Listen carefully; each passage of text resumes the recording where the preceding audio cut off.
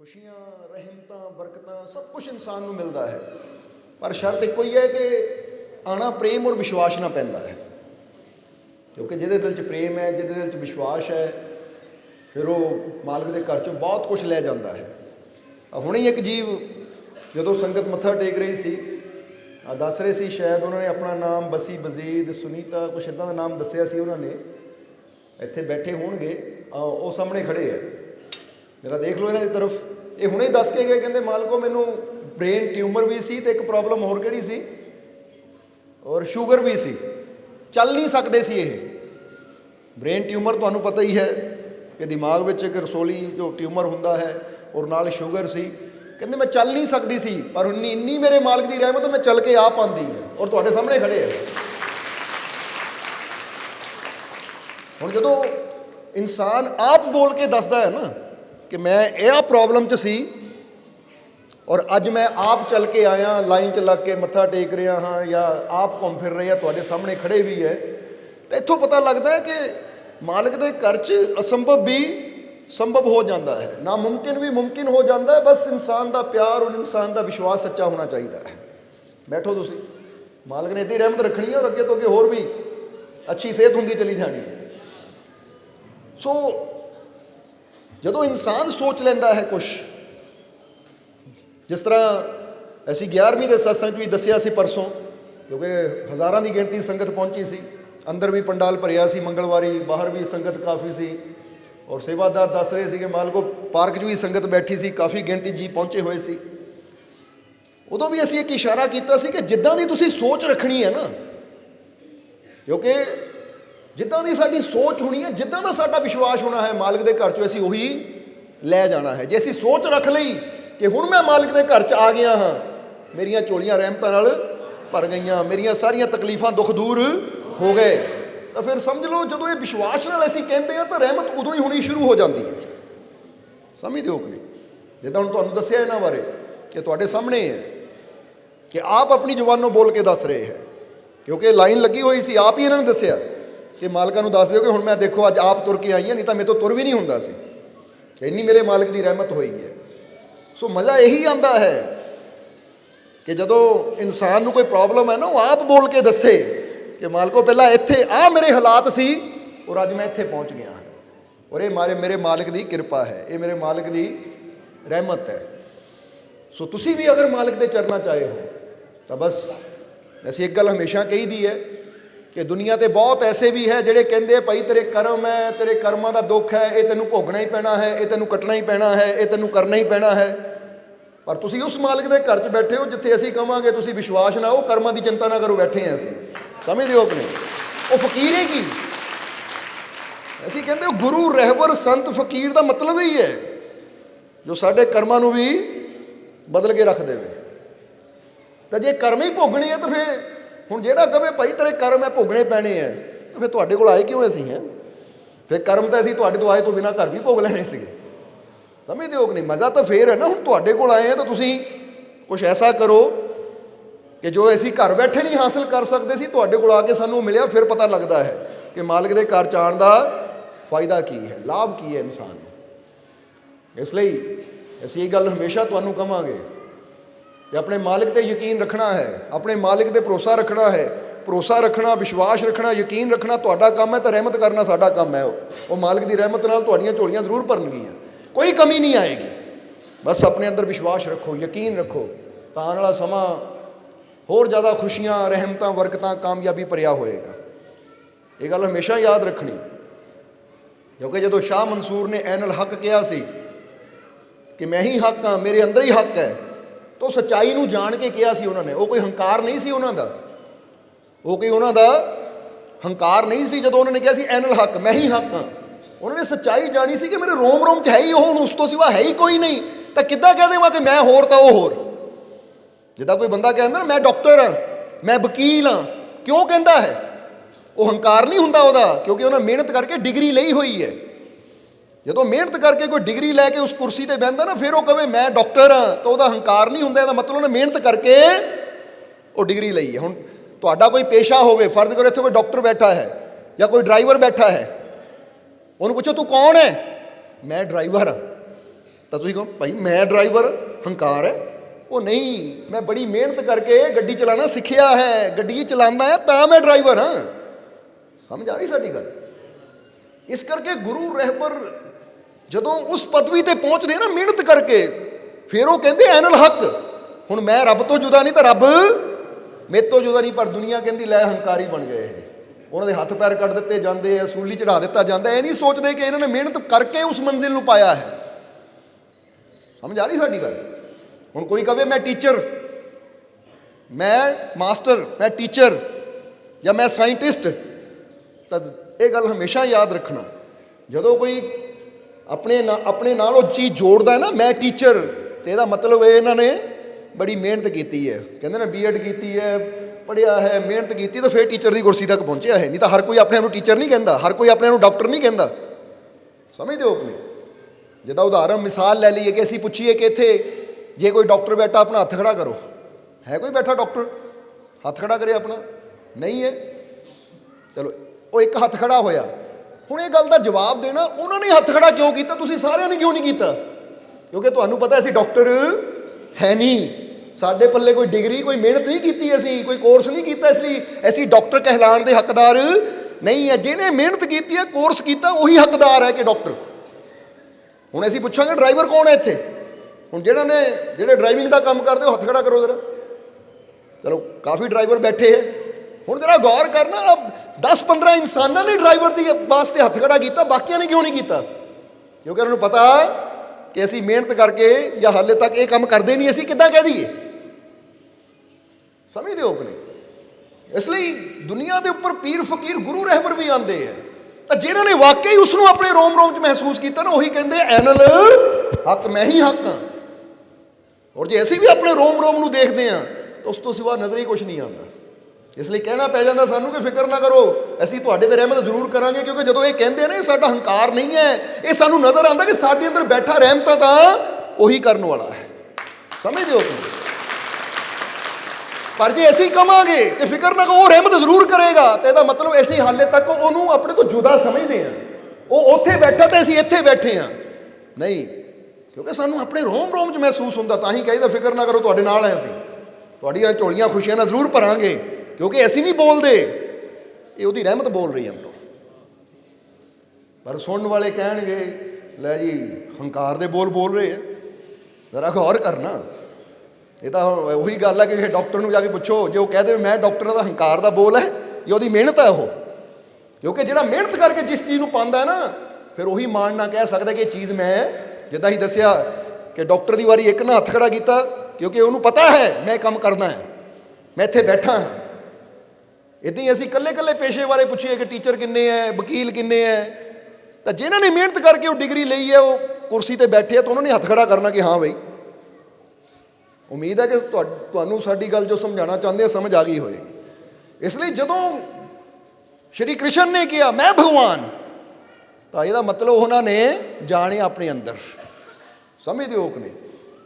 ਜਦੋਂ Jesus Christ ਨੇ ਕਿਹਾ ਕਿ I am son of the God, ਤੇ ਇਹਦਾ ਮਤਲਬ ਜਾਣਿਆ ਉਹਨਾਂ ਨੇ ਕਿ ਮੇਰਾ ਪਿਤਾ ਮੇਰੇ ਤੋਂ ਜੁਦਾ ਨਹੀਂ ਹੈ। ਜਦੋਂ ਗੁਰੂਆਂ ਰਹਿਬਰਾਂ ਨੇ ਆਵਾਜ਼ ਦਿੱਤੀ ਕਿ ਉਹ ਪ੍ਰਭੂ, ਉਹ ਪਰਮਾਤਮਾ ਸਭ ਦੇ ਅੰਦਰ ਵਸਦਾ ਹੈ, ਇਹਦਾ ਮਤਲਬ ਜਾਣਿਆ ਉਹਨਾਂ ਨੇ ਕਿ ਸਾਡੇ ਅੰਦਰ ਵੀ ਉਹ, ਤਾਂ ਸਭ ਦੇ ਅੰਦਰ ਉਹੀ ਹੈ। ਇਸ ਲਈ ਗੱਲ ਤਾਂ ਜਾਣਨ ਦੀ ਹੈ।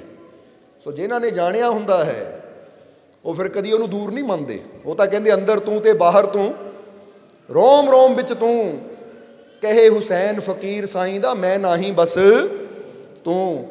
ਔਰ ਅਸੀਂ ਕਹਾਂਗੇ ਕਿ ਤੁਹਾਨੂੰ ਵੀ ਇਹ ਹੋਣਾ ਚਾਹੀਦਾ ਹੈ ਕਿ ਅਸੀਂ ਐਸੇ ਮਾਲਕਾਂ ਦੇ ਦਰ 'ਤੇ ਬੈਠੇ ਹਾਂ ਕਿ ਜਿੱਥੋਂ ਨਾ ਕਦੀ ਕੋਈ ਖਾਲੀ ਗਿਆ ਤਾਂ ਨਾ ਹੀ ਕਦੀ ਕੋਈ ਖਾਲੀ ਜਾਂਦਾ ਹੈ। ਔਰ ਜਿਨ੍ਹਾਂ ਨੂੰ ਆਪਣੇ ਆਪ 'ਤੇ ਇੰਨਾ ਵਿਸ਼ਵਾਸ ਹੈ ਕਿ ਮੇਰਾ ਰੱਬ ਮੇਰੇ ਤੋਂ ਜੁਦਾ ਨਹੀਂ ਤਾਂ ਮੈਂ ਰੱਬ ਤੋਂ ਜੁਦਾ ਨਹੀਂ। ਸਮਝਦੇ ਹੋ ਕਿ ਨਹੀਂ? ਕਿਉਂਕਿ ਇੱਥੇ ਇਹ ਨਹੀਂ ਕਿਹਾ ਜਾਏਗਾ ਉਹਦੀ ਕਿਰਪਾ ਹੋਏਗੀ ਤਾਂ ਦੇਖੀ ਜਾਏਗੀ। ਕਈ ਕਹਿ ਦਿੰਦੇ ਨਾ ਉੱਥੇ ਬੇਨਤੀ ਕਰੋ, ਉਹਨੇ ਚਾਹਿਆ ਤਾਂ ਹੋ ਜਾਏਗਾ। ਇਹੀ ਕਹਿੰਦੇ ਉਹ ਕਿੱਥੇ ਹੈ? ਤੁਹਾਡੇ ਅੰਦਰ ਹੀ ਹੈ। ਤੁਹਾਨੂੰ ਆਪਣੇ ਆਪ 'ਤੇ ਇੰਨਾ ਹੋਣਾ ਚਾਹੀਦਾ ਹੈ ਕਿ ਫਿਕਰ ਨਾ ਕਰੋ, ਹੋਏਗਾ, ਜ਼ਰੂਰ ਹੋਏਗਾ, ਅਸੰਭਵ ਵੀ ਸੰਭਵ ਹੋਏਗਾ। ਯਕੀਨ ਰੱਖੋ, ਕਿਉਂਕਿ ਉਹਦੇ ਘਰ 'ਚ ਨਾਮੁਮਕਿਨ ਕੁਛ ਵੀ ਹੈ ਨਹੀਂ।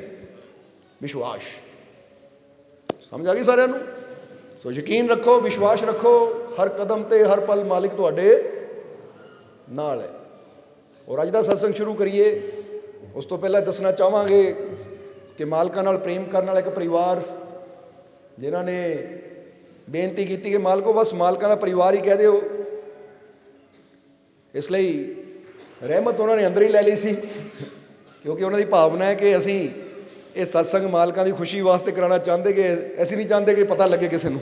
ਇਸ ਲਈ ਉਹਨਾਂ ਦਾ ਪਿਆਰ ਹੈ, ਕਿਉਂਕਿ ਆਪਣੀ ਆਪਣੀ ਸੋਚ ਹੁੰਦੀ ਹੈ, ਹਰ ਇੱਕ ਜੀਵ ਦੀ ਆਪਣੀ ਆਪਣੀ ਭਾਵਨਾ ਹੁੰਦੀ ਹੈ, ਆਪਣਾ ਆਪਣਾ ਪਿਆਰ ਹੁੰਦਾ ਹੈ। ਪਰ ਚਲੋ ਦੁਨੀਆ ਜਾਣੇ ਨਾ ਜਾਣੇ, ਮਾਲਕ ਤਾਂ ਜਾਣਦੀ ਹੈ ਨਾ ਕਿ ਅੱਜ ਦੀ ਸਤਸੰਗ ਦੀ ਰਹਿਮਤ ਕਿਹਦੀ ਝੋਲੀ ਪੈ ਰਹੀ ਹੈ। ਇਸ ਲਈ ਸਾਡੇ ਵੱਲੋਂ ਉਸ ਪਰਿਵਾਰ ਨੂੰ, ਸਾਡੇ ਵੱਲੋਂ ਔਰ ਨਾਲੇ ਆਈ ਹੋਈ ਸਾਰੀ ਸੰਗਤ ਦੀ ਤਰਫੋਂ ਉਸ ਪਰਿਵਾਰ ਨੂੰ ਬਹੁਤ ਬਹੁਤ ਵਧਾਈ, ਬਹੁਤ ਬਹੁਤ ਮੁਬਾਰਕਬਾਦ ਅੱਜ ਦੇ ਸਤਸੰਗ ਦੀ।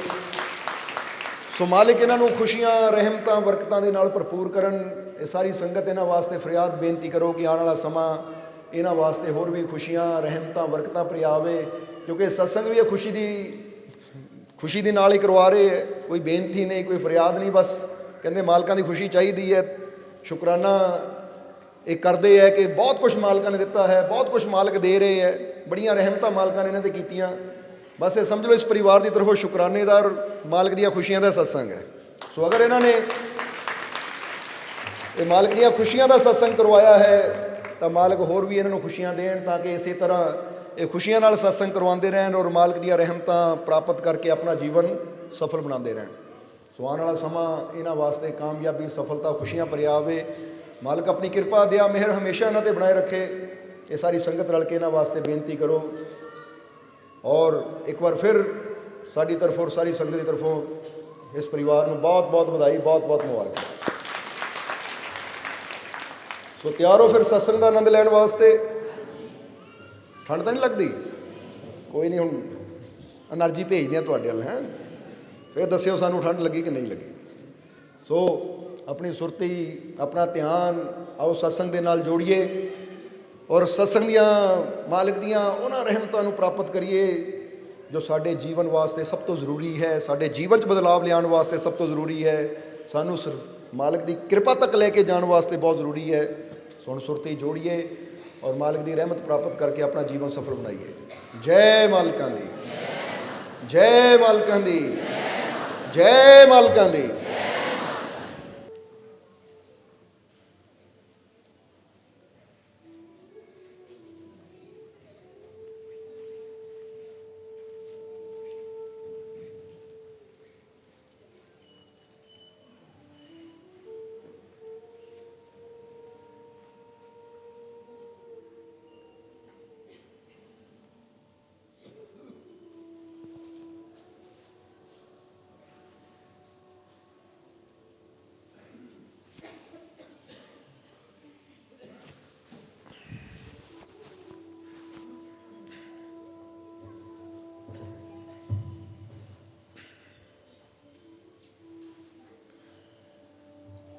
ਸ਼ੁਰੂ ਕਰਦੇ ਹਾਂ ਉਸ ਦੋ ਜਹਾਨ ਦੇ ਪਾਲਨਹਾਰ ਦਾ ਨਾਮ ਲੈ ਕੇ, ਜੋ ਸਭ 'ਤੇ ਬਹੁਤ ਹੀ ਰਹਿਮਤਾਂ ਔਰ ਬਖਸ਼ਿਸ਼ਾਂ ਕਰਨੇ ਵਾਲਾ ਹੈ। ਅੱਜ ਦੇ ਸਤਸੰਗ ਦੀ ਸ਼ੁਰੂਆਤ ਅਸੀਂ ਸ਼੍ਰੀ ਗੁਰੂ ਰਵਿਦਾਸ ਜੀ ਦੇ ਇੱਕ ਬੜੇ ਪਿਆਰੇ ਸ਼ਬਦ ਤੋਂ ਕਰਾਂਗੇ ਔਰ ਇਹ ਸ਼ਬਦ ਜੋ ਸਾਨੂੰ ਇਸ਼ਾਰਾ ਕਰਦਾ ਹੈ ਕਿ ਸਾਡੇ ਜੀਵਨ ਦੀ ਸੰਪੂਰਨਤਾ ਕਿਸ ਚੀਜ਼ ਦੇ ਨਾਲ ਜੁੜੀ ਹੋਈ ਹੈ।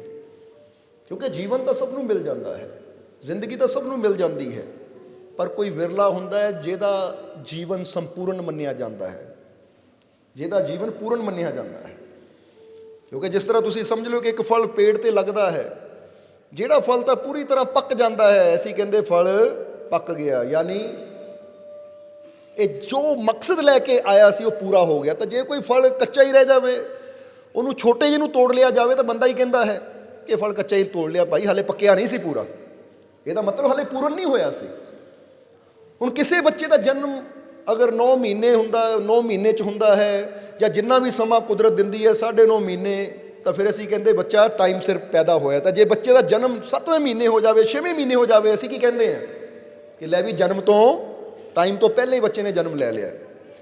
ਸੋ ਕਹਿਣ ਦਾ ਮਤਲਬ ਕਿ ਦੱਸਣਾ ਕੀ ਚਾਹੁੰਦੇ ਕਿ ਕੁਝ ਚੀਜ਼ਾਂ ਦੀ ਪੂਰਨਤਾ ਜਿਹੜੀ ਹੁੰਦੀ ਨਾ, ਯਾਨੀ ਸੰਪੂਰਨਤਾ, ਜਦੋਂ ਉਹ ਪ੍ਰਾਪਤ ਹੁੰਦੀ ਹੈ ਤਾਂ ਫਿਰ ਉਹਨੂੰ ਅਸੀਂ ਕਹਿੰਦੇ ਪੂਰਨ ਜੀਵਨ, ਪੂਰਨ ਚੀਜ਼, ਪੂਰਨ ਸ਼ੈ, ਔਰ ਫਿਰ ਉਹ ਜਿਹੜੀ ਪੂਰਨ ਸ਼ੈ ਹੁੰਦੀ ਹੈ ਉਹਦਾ ਅਸਰ ਵੀ ਫਿਰ ਅਲੱਗ ਹੁੰਦਾ ਹੈ।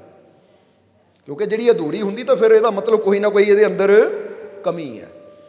ਹੁਣ ਤੁਸੀਂ ਇੱਕ ਚਾਹ ਦਾ ਕੱਪ ਵੀ ਬਣਾਉਂਦੇ ਹੋ ਨਾ, ਅਗਰ ਉਹ 'ਚ ਚਾਹ 'ਚ ਮਿੱਠਾ ਨਾ ਪਾਇਆ ਜਾਵੇ ਜਾਂ ਕੋਈ ਉਹ ਚੀਜ਼ ਜਿਹੜੀ ਕਿ ਚਾਹ ਨੂੰ ਕੰਪਲੀਟ ਕਰਦੀ ਹੈ ਉਹ ਇੱਕ ਵੀ ਚੀਜ਼ ਨਾ ਹੋਵੇ ਤਾਂ ਬੰਦਾ ਕਹਿੰਦਾ ਅਧੂਰੀ ਹੈ ਭਾਈ, ਆਹ ਚੀਜ਼ ਪਾਓ ਫਿਰ ਚਾਹ ਪੂਰੀ ਹੋਣੀ ਹੈ, ਫਿਰ ਸਵਾਦ ਆਉਣਾ ਹੈ।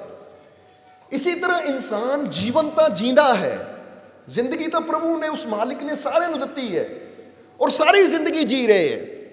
ਪਰ ਜ਼ਿੰਦਗੀ ਸਾਰੇ ਜੀ ਰਹੇ ਹੈ, ਪਰ ਇਸ ਸ਼ਬਦ ਅੰਦਰ ਸ਼੍ਰੀ ਗੁਰੂ ਰਵਿਦਾਸ ਜੀ ਦੱਸਦੇ ਆ ਕਿ ਜੀਵਨ ਸਾਰੇ ਜੀ ਰਹੇ ਹੈ ਪਰ ਅਧੂਰਾ ਜੀਵਨ ਜੀ ਰਹੇ ਹੈ। ਫਿਰ ਉਹ ਕੀ ਇਸ਼ਾਰਾ ਕਰਦੇ ਹੈ ਕਿ ਜੀਵਨ ਪੂਰਨ ਕਿਹਨਾਂ ਦਾ ਹੁੰਦਾ ਹੈ, ਸੰਪੂਰਨ ਜੀਵਨ ਕਿਹਨਾਂ ਦਾ ਹੁੰਦਾ ਹੈ ਔਰ ਕਿਹੜੇ ਅਧੂਰਾ ਜੀਵਨ ਜੀ ਰਹੇ ਹੈ। ਅੱਜ ਇਸ ਚੀਜ਼ ਨੂੰ ਸਮਝਣਾ ਹੈ, ਕਿਉਂਕਿ ਅਗਰ ਇਹ ਚੀਜ਼ ਅਸੀਂ ਸਾਰੇ ਸਮਝ ਲਵਾਂਗੇ ਤਾਂ ਆਪਣੇ ਅਧੂਰੇ ਜੀਵਨ ਨੂੰ ਵੀ ਅਸੀਂ ਸੰਪੂਰਨ ਕਰ ਸਕਦੇ ਹਾਂ। ਕਿਉਂਕਿ ਇੱਕ ਗੱਲ ਹਮੇਸ਼ਾ ਯਾਦ ਰੱਖਣਾ ਹੈ, ਜੇ ਬੰਦਾ ਸੋਚੇ ਕਿ ਮੈਨੂੰ ਟਾਈਮ ਨਾਲ 2 ਟਾਈਮ ਦੀ ਰੋਟੀ ਮਿਲ ਰਹੀ ਹੈ, ਯਾਨੀ ਵਕਤ ਸਿਰ ਮੈਨੂੰ 2 ਟਾਈਮ ਦਾ ਭੋਜਨ ਮਿਲ ਰਿਹਾ ਹੈ, ਜਾਂ ਵਕਤ ਸਿਰ ਮੈਨੂੰ ਜਿਸ ਕੱਪੜੇ ਦੀ ਜ਼ਰੂਰਤ ਹੁੰਦੀ ਹੈ ਉਹ ਕੱਪੜਾ ਮਿਲ ਰਿਹਾ ਹੈ, ਸਰਦੀਆਂ ਨੂੰ ਗਰਮ ਕੱਪੜੇ ਮਿਲ ਜਾਂਦੇ ਹੈ, ਗਰਮੀਆਂ ਨੂੰ ਠੰਡੇ ਕੱਪੜੇ ਮਿਲ ਜਾਂਦੇ ਹੈ, ਜਾਂ ਮੇਰੇ ਕੋ ਰਹਿਣ ਵਾਸਤੇ ਅੱਛਾ ਮਕਾਨ ਹੈ, ਜਾਂ ਮੈਨੂੰ ਜਿਸ ਦੁਨਿਆਵੀ ਚੀਜ਼ ਦੀ ਲੋੜ ਹੈ ਉਹ ਮੇਰੇ ਕੋਲ ਹੈ ਤਾਂ ਮੇਰਾ ਜੀਵਨ ਪੂਰਨ, ਤਾਂ ਕਹਿੰਦੇ ਨਹੀਂ। ਸ਼੍ਰੀ ਗੁਰੂ ਰਵਿਦਾਸ ਜੀ ਦੱਸਦੇ ਹੈ ਕਿ ਦੁਨਿਆਵੀ ਸਾਜੋ ਸਮਾਨ ਨਾਲ ਅਗਰ ਇਹ ਤੈਨੂੰ ਸਹੀ ਸਮੇਂ ਮਿਲ ਵੀ ਜਾਵੇ ਕਿ ਜਦੋਂ ਭੁੱਖ ਲੱਗੀ ਖਾਣਾ ਮਿਲ ਗਿਆ, ਕੱਪੜੇ ਦੀ ਲੋੜ ਹੈ ਕੱਪੜਾ ਮਿਲ ਗਿਆ, ਬਾਰਿਸ਼ ਆ ਗਈ ਛੱਤ ਮਿਲ ਗਈ, ਰਾਤ ਰਹਿਣ ਨੂੰ ਘਰ ਮਿਲ ਗਿਆ, ਤਾਂ ਫਿਰ ਤੂੰ ਸੋਚੇ ਕਿ ਇਹ ਚੀਜ਼ਾਂ ਮੇਰੇ ਜੀਵਨ ਨੂੰ ਸੰਪੂਰਨ ਕਰਦੀਆਂ ਹੈ, ਤਾਂ ਕਹਿੰਦੇ ਨਹੀਂ, ਇਹ ਚੀਜ਼ਾਂ ਤੇਰੇ ਜੀਵਨ ਨੂੰ ਸੰਪੂਰਨ ਨਹੀਂ ਕਰਦੀਆਂ, ਕਿਉਂਕਿ ਇਹ ਚੀਜ਼ਾਂ ਤੇਰੇ ਜੀਵਨ ਦੀ ਜ਼ਰੂਰਤ ਹੈ, ਇਹ ਤੇਰੇ ਜੀਵਨ ਦੀ ਸੰਪੂਰਨਤਾ ਨਹੀਂ ਹੈ। ਫਿਰ ਕਿਹੜੀ ਚੀਜ਼ ਹੈ ਜੋ ਸਾਡੇ ਜੀਵਨ ਨੂੰ ਸੰਪੂਰਨ ਕਰਦੀ ਹੈ, ਜਿਸ ਨਾਲ ਜੁੜ ਕੇ ਸਾਡਾ ਜੀਵਨ ਪੂਰਾ ਹੁੰਦਾ ਹੈ? ਅੱਜ ਉਸ ਚੀਜ਼ ਨੂੰ ਸਮਝਣਾ ਹੈ ਤਾਂ ਕਿ ਅਸੀਂ ਵੀ ਆਪਣੇ ਜੀਵਨ ਨੂੰ ਦੇਖੀਏ ਕਿ ਕਿਤੇ ਅਸੀਂ ਅਧੂਰਾ ਜੀਵਨ ਤਾਂ ਨਹੀਂ ਜੀ ਰਹੇ, ਜਾਂ ਜਿਸ ਚੀਜ਼ ਬਾਰੇ ਗੁਰੂਆਂ ਨੇ ਇਸ਼ਾਰਾ ਕੀਤਾ ਉਹਦੇ ਨਾਲ ਜੁੜ ਕੇ ਅਸੀਂ ਸੰਪੂਰਨ ਜੀਵਨ ਜੀ ਰਹੇ ਹਾਂ। ਸੋ ਆਓ ਸਮਝੀਏ ਸ਼੍ਰੀ ਗੁਰੂ ਰਵਿਦਾਸ ਜੀ ਦੇ ਛੋਟੇ ਜਿਹੇ ਸ਼ਬਦ ਨੂੰ, ਛੋਟਾ ਜਿਹਾ ਸ਼ਬਦ ਪਰ ਇਸ਼ਾਰਾ ਬਹੁਤ ਬੜਾ ਹੈ। ਕੀ ਦੱਸਦੇ ਹੈ ਕਿ ਅਗਰ ਆਪਣੇ ਜੀਵਨ ਨੂੰ ਪੂਰਨ ਕਰਨਾ ਹੈ, ਅਗਰ ਆਪਣੇ ਜੀਵਨ ਨੂੰ ਸੰਪੂਰਨ ਬਣਾਉਣਾ ਹੈ ਤਾਂ ਯਾਦ ਰੱਖ ਤੇਰਾ ਜੀਵਨ, ਤੇਰਾ ਜਨਮ ਸੰਪੂਰਨ ਕਿੱਦਾਂ ਹੋ ਸਕਦਾ ਹੈ। ਤਾਂ ਉਹਦੇ ਬਾਰੇ ਸ਼੍ਰੀ ਗੁਰੂ ਰਵਿਦਾਸ ਜੀ ਦੱਸਦੇ ਹੈ ਕਿ ਭਗਤੀ ਕਰੋ ਸਭ ਪ੍ਰਭੂ ਕੀ, ਭਗਤੀ ਕਰੋ ਸਭ ਪ੍ਰਭੂ ਕੀ ਪੂਰਨ ਜੀਵਨ ਹੋਏ। ਜਰਾ ਧਿਆਨ ਦੇਣ ਵਾਲੀ ਗੱਲ ਹੈ। ਫਿਰ ਕਹਾਂਗੇ ਕਿ ਭਗਤੀ ਕਰੋ ਸਭ ਪ੍ਰਭੂ ਕੀ ਪੂਰਨ ਜੀਵਨ ਹੋਏ, ਕਹੇ ਰਵਿਦਾਸ ਹਰੀ ਸਿਮਰਿਏ ਸਦਾ ਸਦਾ ਸੁਖ ਹੋਏ। 2 ਲਾਈਨਾਂ ਕਹੀਆਂ ਸ਼੍ਰੀ ਗੁਰੂ ਰਵਿਦਾਸ ਜੀ ਨੇ। ਪਹਿਲੀ ਚੀਜ਼ ਇਸ਼ਾਰਾ ਕੀਤਾ ਕਿ ਅਗਰ ਅਸੀਂ ਚਾਹੁੰਦੇ ਹਾਂ ਸਾਡਾ ਜੀਵਨ ਸੰਪੂਰਨ ਹੋ ਜਾਵੇ, ਸਾਡੇ ਜੀਵਨ 'ਚ ਕੋਈ ਕਮੀ ਨਾ ਰਵੇ, ਤਾਂ ਫਿਰ ਉਹ ਕਹਿੰਦੇ ਇਹ ਜੀਵਨ ਦੀ ਸੰਪੂਰਨਤਾ ਕਿਸ ਚੀਜ਼ ਨਾਲ ਹੋਣੀ ਹੈ? ਪਰਮਾਤਮਾ ਦੀ ਭਗਤੀ ਕਰਨ ਦੇ ਨਾਲ, ਪਰਮਾਤਮਾ ਦਾ ਸਿਮਰਨ ਕਰਨ ਦੇ ਨਾਲ, ਉਹ ਪਰਮਾਤਮਾ ਨੂੰ ਯਾਦ ਕਰਨ ਦੇ ਨਾਲ। ਪਰ ਹੁਣ ਇਸ ਚੀਜ਼ ਨੂੰ ਵੀ ਥੋੜਾ ਸਮਝ ਲਈਏ, ਭਗਤੀ ਦੀ ਗਹਿਰਾਈ ਨੂੰ, ਕਿ ਭਗਤੀ ਦਾ ਮਤਲਬ ਕੀ ਹੈ। ਹੁਣ ਯਾਦ ਰੱਖਣਾ ਸਾਰੇ ਜੀਵ ਕਿ ਭਗਤੀ ਵੀ ਉਹੀ ਇਨਸਾਨ ਕਰ ਸਕਦਾ ਹੈ। ਜ਼ਰਾ ਗੌਰ ਕਰਨਾ, ਭਗਤੀ ਵੀ ਉਹੀ ਇਨਸਾਨ ਕਰ ਸਕਦਾ ਹੈ। ਸਭ ਤੋਂ ਪਹਿਲੀ ਇੱਕ ਚੀਜ਼ ਜਿਹਦੇ ਅੰਦਰ ਹੈ ਉਹ ਕੀ ਹੈ? ਆਪਣੇ ਮਾਲਿਕ ਤੇ ਵਿਸ਼ਵਾਸ ਕਿ ਕੋਈ ਰੱਬ ਹੈ, ਕੋਈ ਸ਼ਕਤੀ ਹੈ ਜਿਸ ਨੇ ਮੈਨੂੰ ਪੈਦਾ ਕੀਤਾ, ਜੋ ਸਾਰੇ ਸੰਸਾਰ ਨੂੰ ਚਲਾ ਰਹੀ ਹੈ। ਕਿਉਂਕਿ ਜਦੋਂ ਉਸ ਸ਼ਕਤੀ ਤੇ ਅਸੀਂ ਵਿਸ਼ਵਾਸ ਕਰਦੇ ਹਾਂ, ਉਹਨੂੰ ਮੰਨਦੇ ਹਾਂ, ਫੇਰ ਹੀ ਸਾਡਾ ਅਗਲਾ ਸਟੈਪ ਹੁੰਦਾ ਹੈ। ਕਿਹੜਾ ਸਟੈਪ ਹੁੰਦਾ ਹੈ? ਕਿ ਪਹਿਲਾਂ ਮੰਨਣਾ ਹੁੰਦਾ ਹੈ ਕਿ ਪ੍ਰਮਾਤਮਾ ਹੈ। ਕਿਉਂਕਿ ਜੇ ਬੰਦਾ ਕਵੇ ਜੇ ਪ੍ਰਮਾਤਮਾ ਹੈ ਤਾਂ ਨਜ਼ਰ ਕਿਉਂ ਨਹੀਂ ਆਉਂਦਾ, ਜੇ ਪ੍ਰਮਾਤਮਾ ਹੈ ਤਾਂ ਦਿਖਾਈ ਕਿਉਂ ਨਹੀਂ ਦਿੰਦਾ, ਤਾਂ ਫਿਰ ਇਹਦਾ ਮਤਲਬ ਇਹਨੂੰ ਉਹ ਤਾਕਤ ਤੇ ਵਿਸ਼ਵਾਸ ਨਹੀਂ ਹੈ। ਕਿਉਂਕਿ ਦੁਨੀਆ ਤੇ ਬਹੁਤ ਕੁਝ ਇੱਦਾਂ ਦਾ ਹੈ ਕਿ ਜਿਹੜੀ ਚੀਜ਼ ਹੈ ਤਾਂ ਸਹੀ, ਇੱਕ ਦੁਨਿਆਵੀ ਚੀਜ਼ਾਂ ਦੀ ਗੱਲ ਕਰਦੇ ਹਾਂ ਅਸੀਂ, ਰੱਬ ਤਾਂ ਬਹੁਤ ਬੜੀ ਤਾਕਤ ਹੈ, ਕਿ ਦੁਨਿਆਵੀ ਛੋਟੀਆਂ ਚੀਜ਼ਾਂ ਦੀ ਅਸੀਂ ਗੱਲ ਕਰਦੇ ਕਿ ਦੁਨੀਆ ਤੇ ਬਹੁਤ ਕੁਝ ਇੱਦਾਂ ਦਾ ਹੈ ਕਿ ਜੋ ਹੈ ਪਰ ਸਾਨੂੰ ਨਜ਼ਰ ਨਹੀਂ ਆਉਂਦਾ।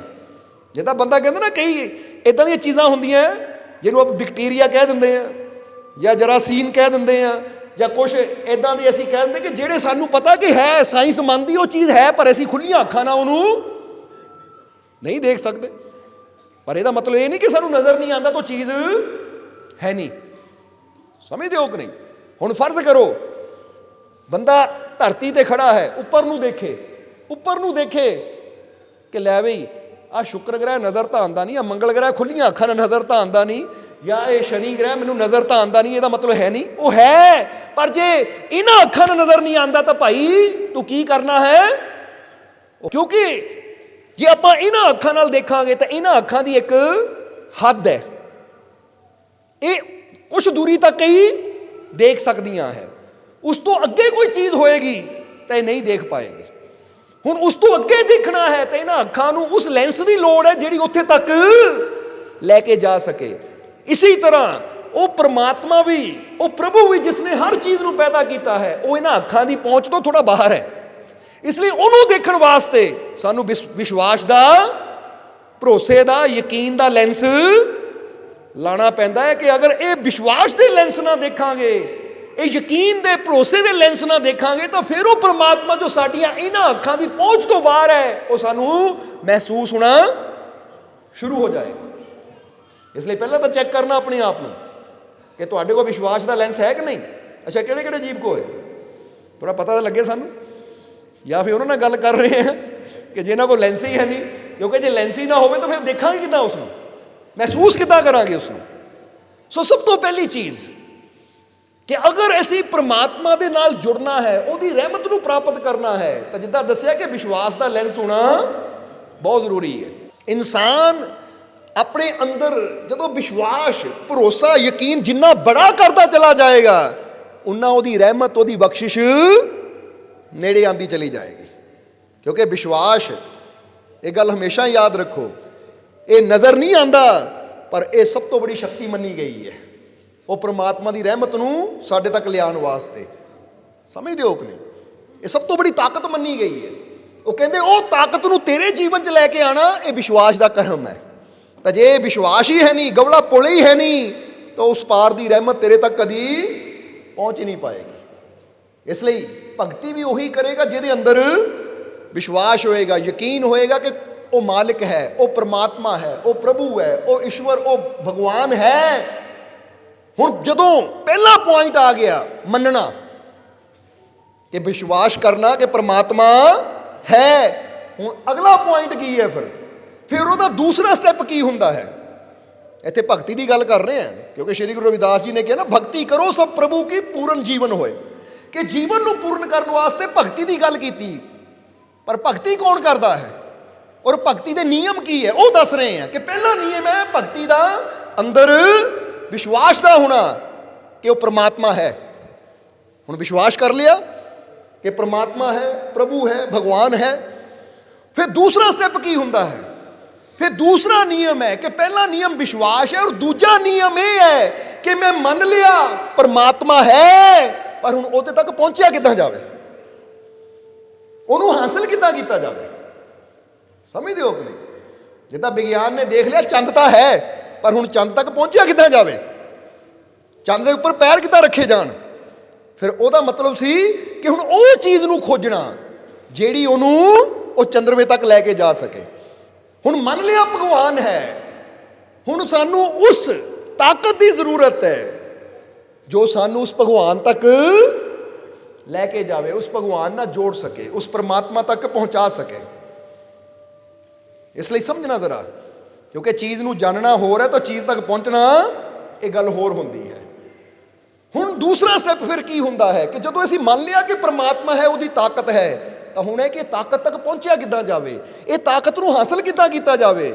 ਫਿਰ ਇਨਸਾਨ ਦੀ ਖੋਜ ਹੁੰਦੀ ਹੈ ਗੁਰੂ ਦੀ, ਜਿਹਨੂੰ ਮੁਰਸ਼ਦ ਦੀ ਖੋਜ ਕਿਹਾ ਜਾਂਦਾ ਹੈ, ਗੁਰੂ ਦੀ ਖੋਜ ਕਿਹਾ ਜਾਂਦਾ ਹੈ। ਕਿਉਂਕਿ ਜਿਸ ਤਰ੍ਹਾਂ ਗੁਰੂਆਂ ਰਹਿਬਰਾਂ ਨੇ ਆਪਣੇ ਸ਼ਬਦਾਂ 'ਚ ਬੜਾ ਪਿਆਰਾ ਸਮਝਾਇਆ ਹੈ ਕਿ ਅਗਰ ਉਸ ਪ੍ਰਭੂ ਨੂੰ ਜੋ ਕਿ ਹਰ ਸ਼ੈ ਅੰਦਰ ਛੁਪਿਆ ਹੋਇਆ ਹੈ, ਜੇ ਉਹਨੂੰ ਪਾਣਾ ਹੈ ਤਾਂ ਕੋਈ ਭੇਦੀ ਚਾਹੀਦਾ ਹੈ।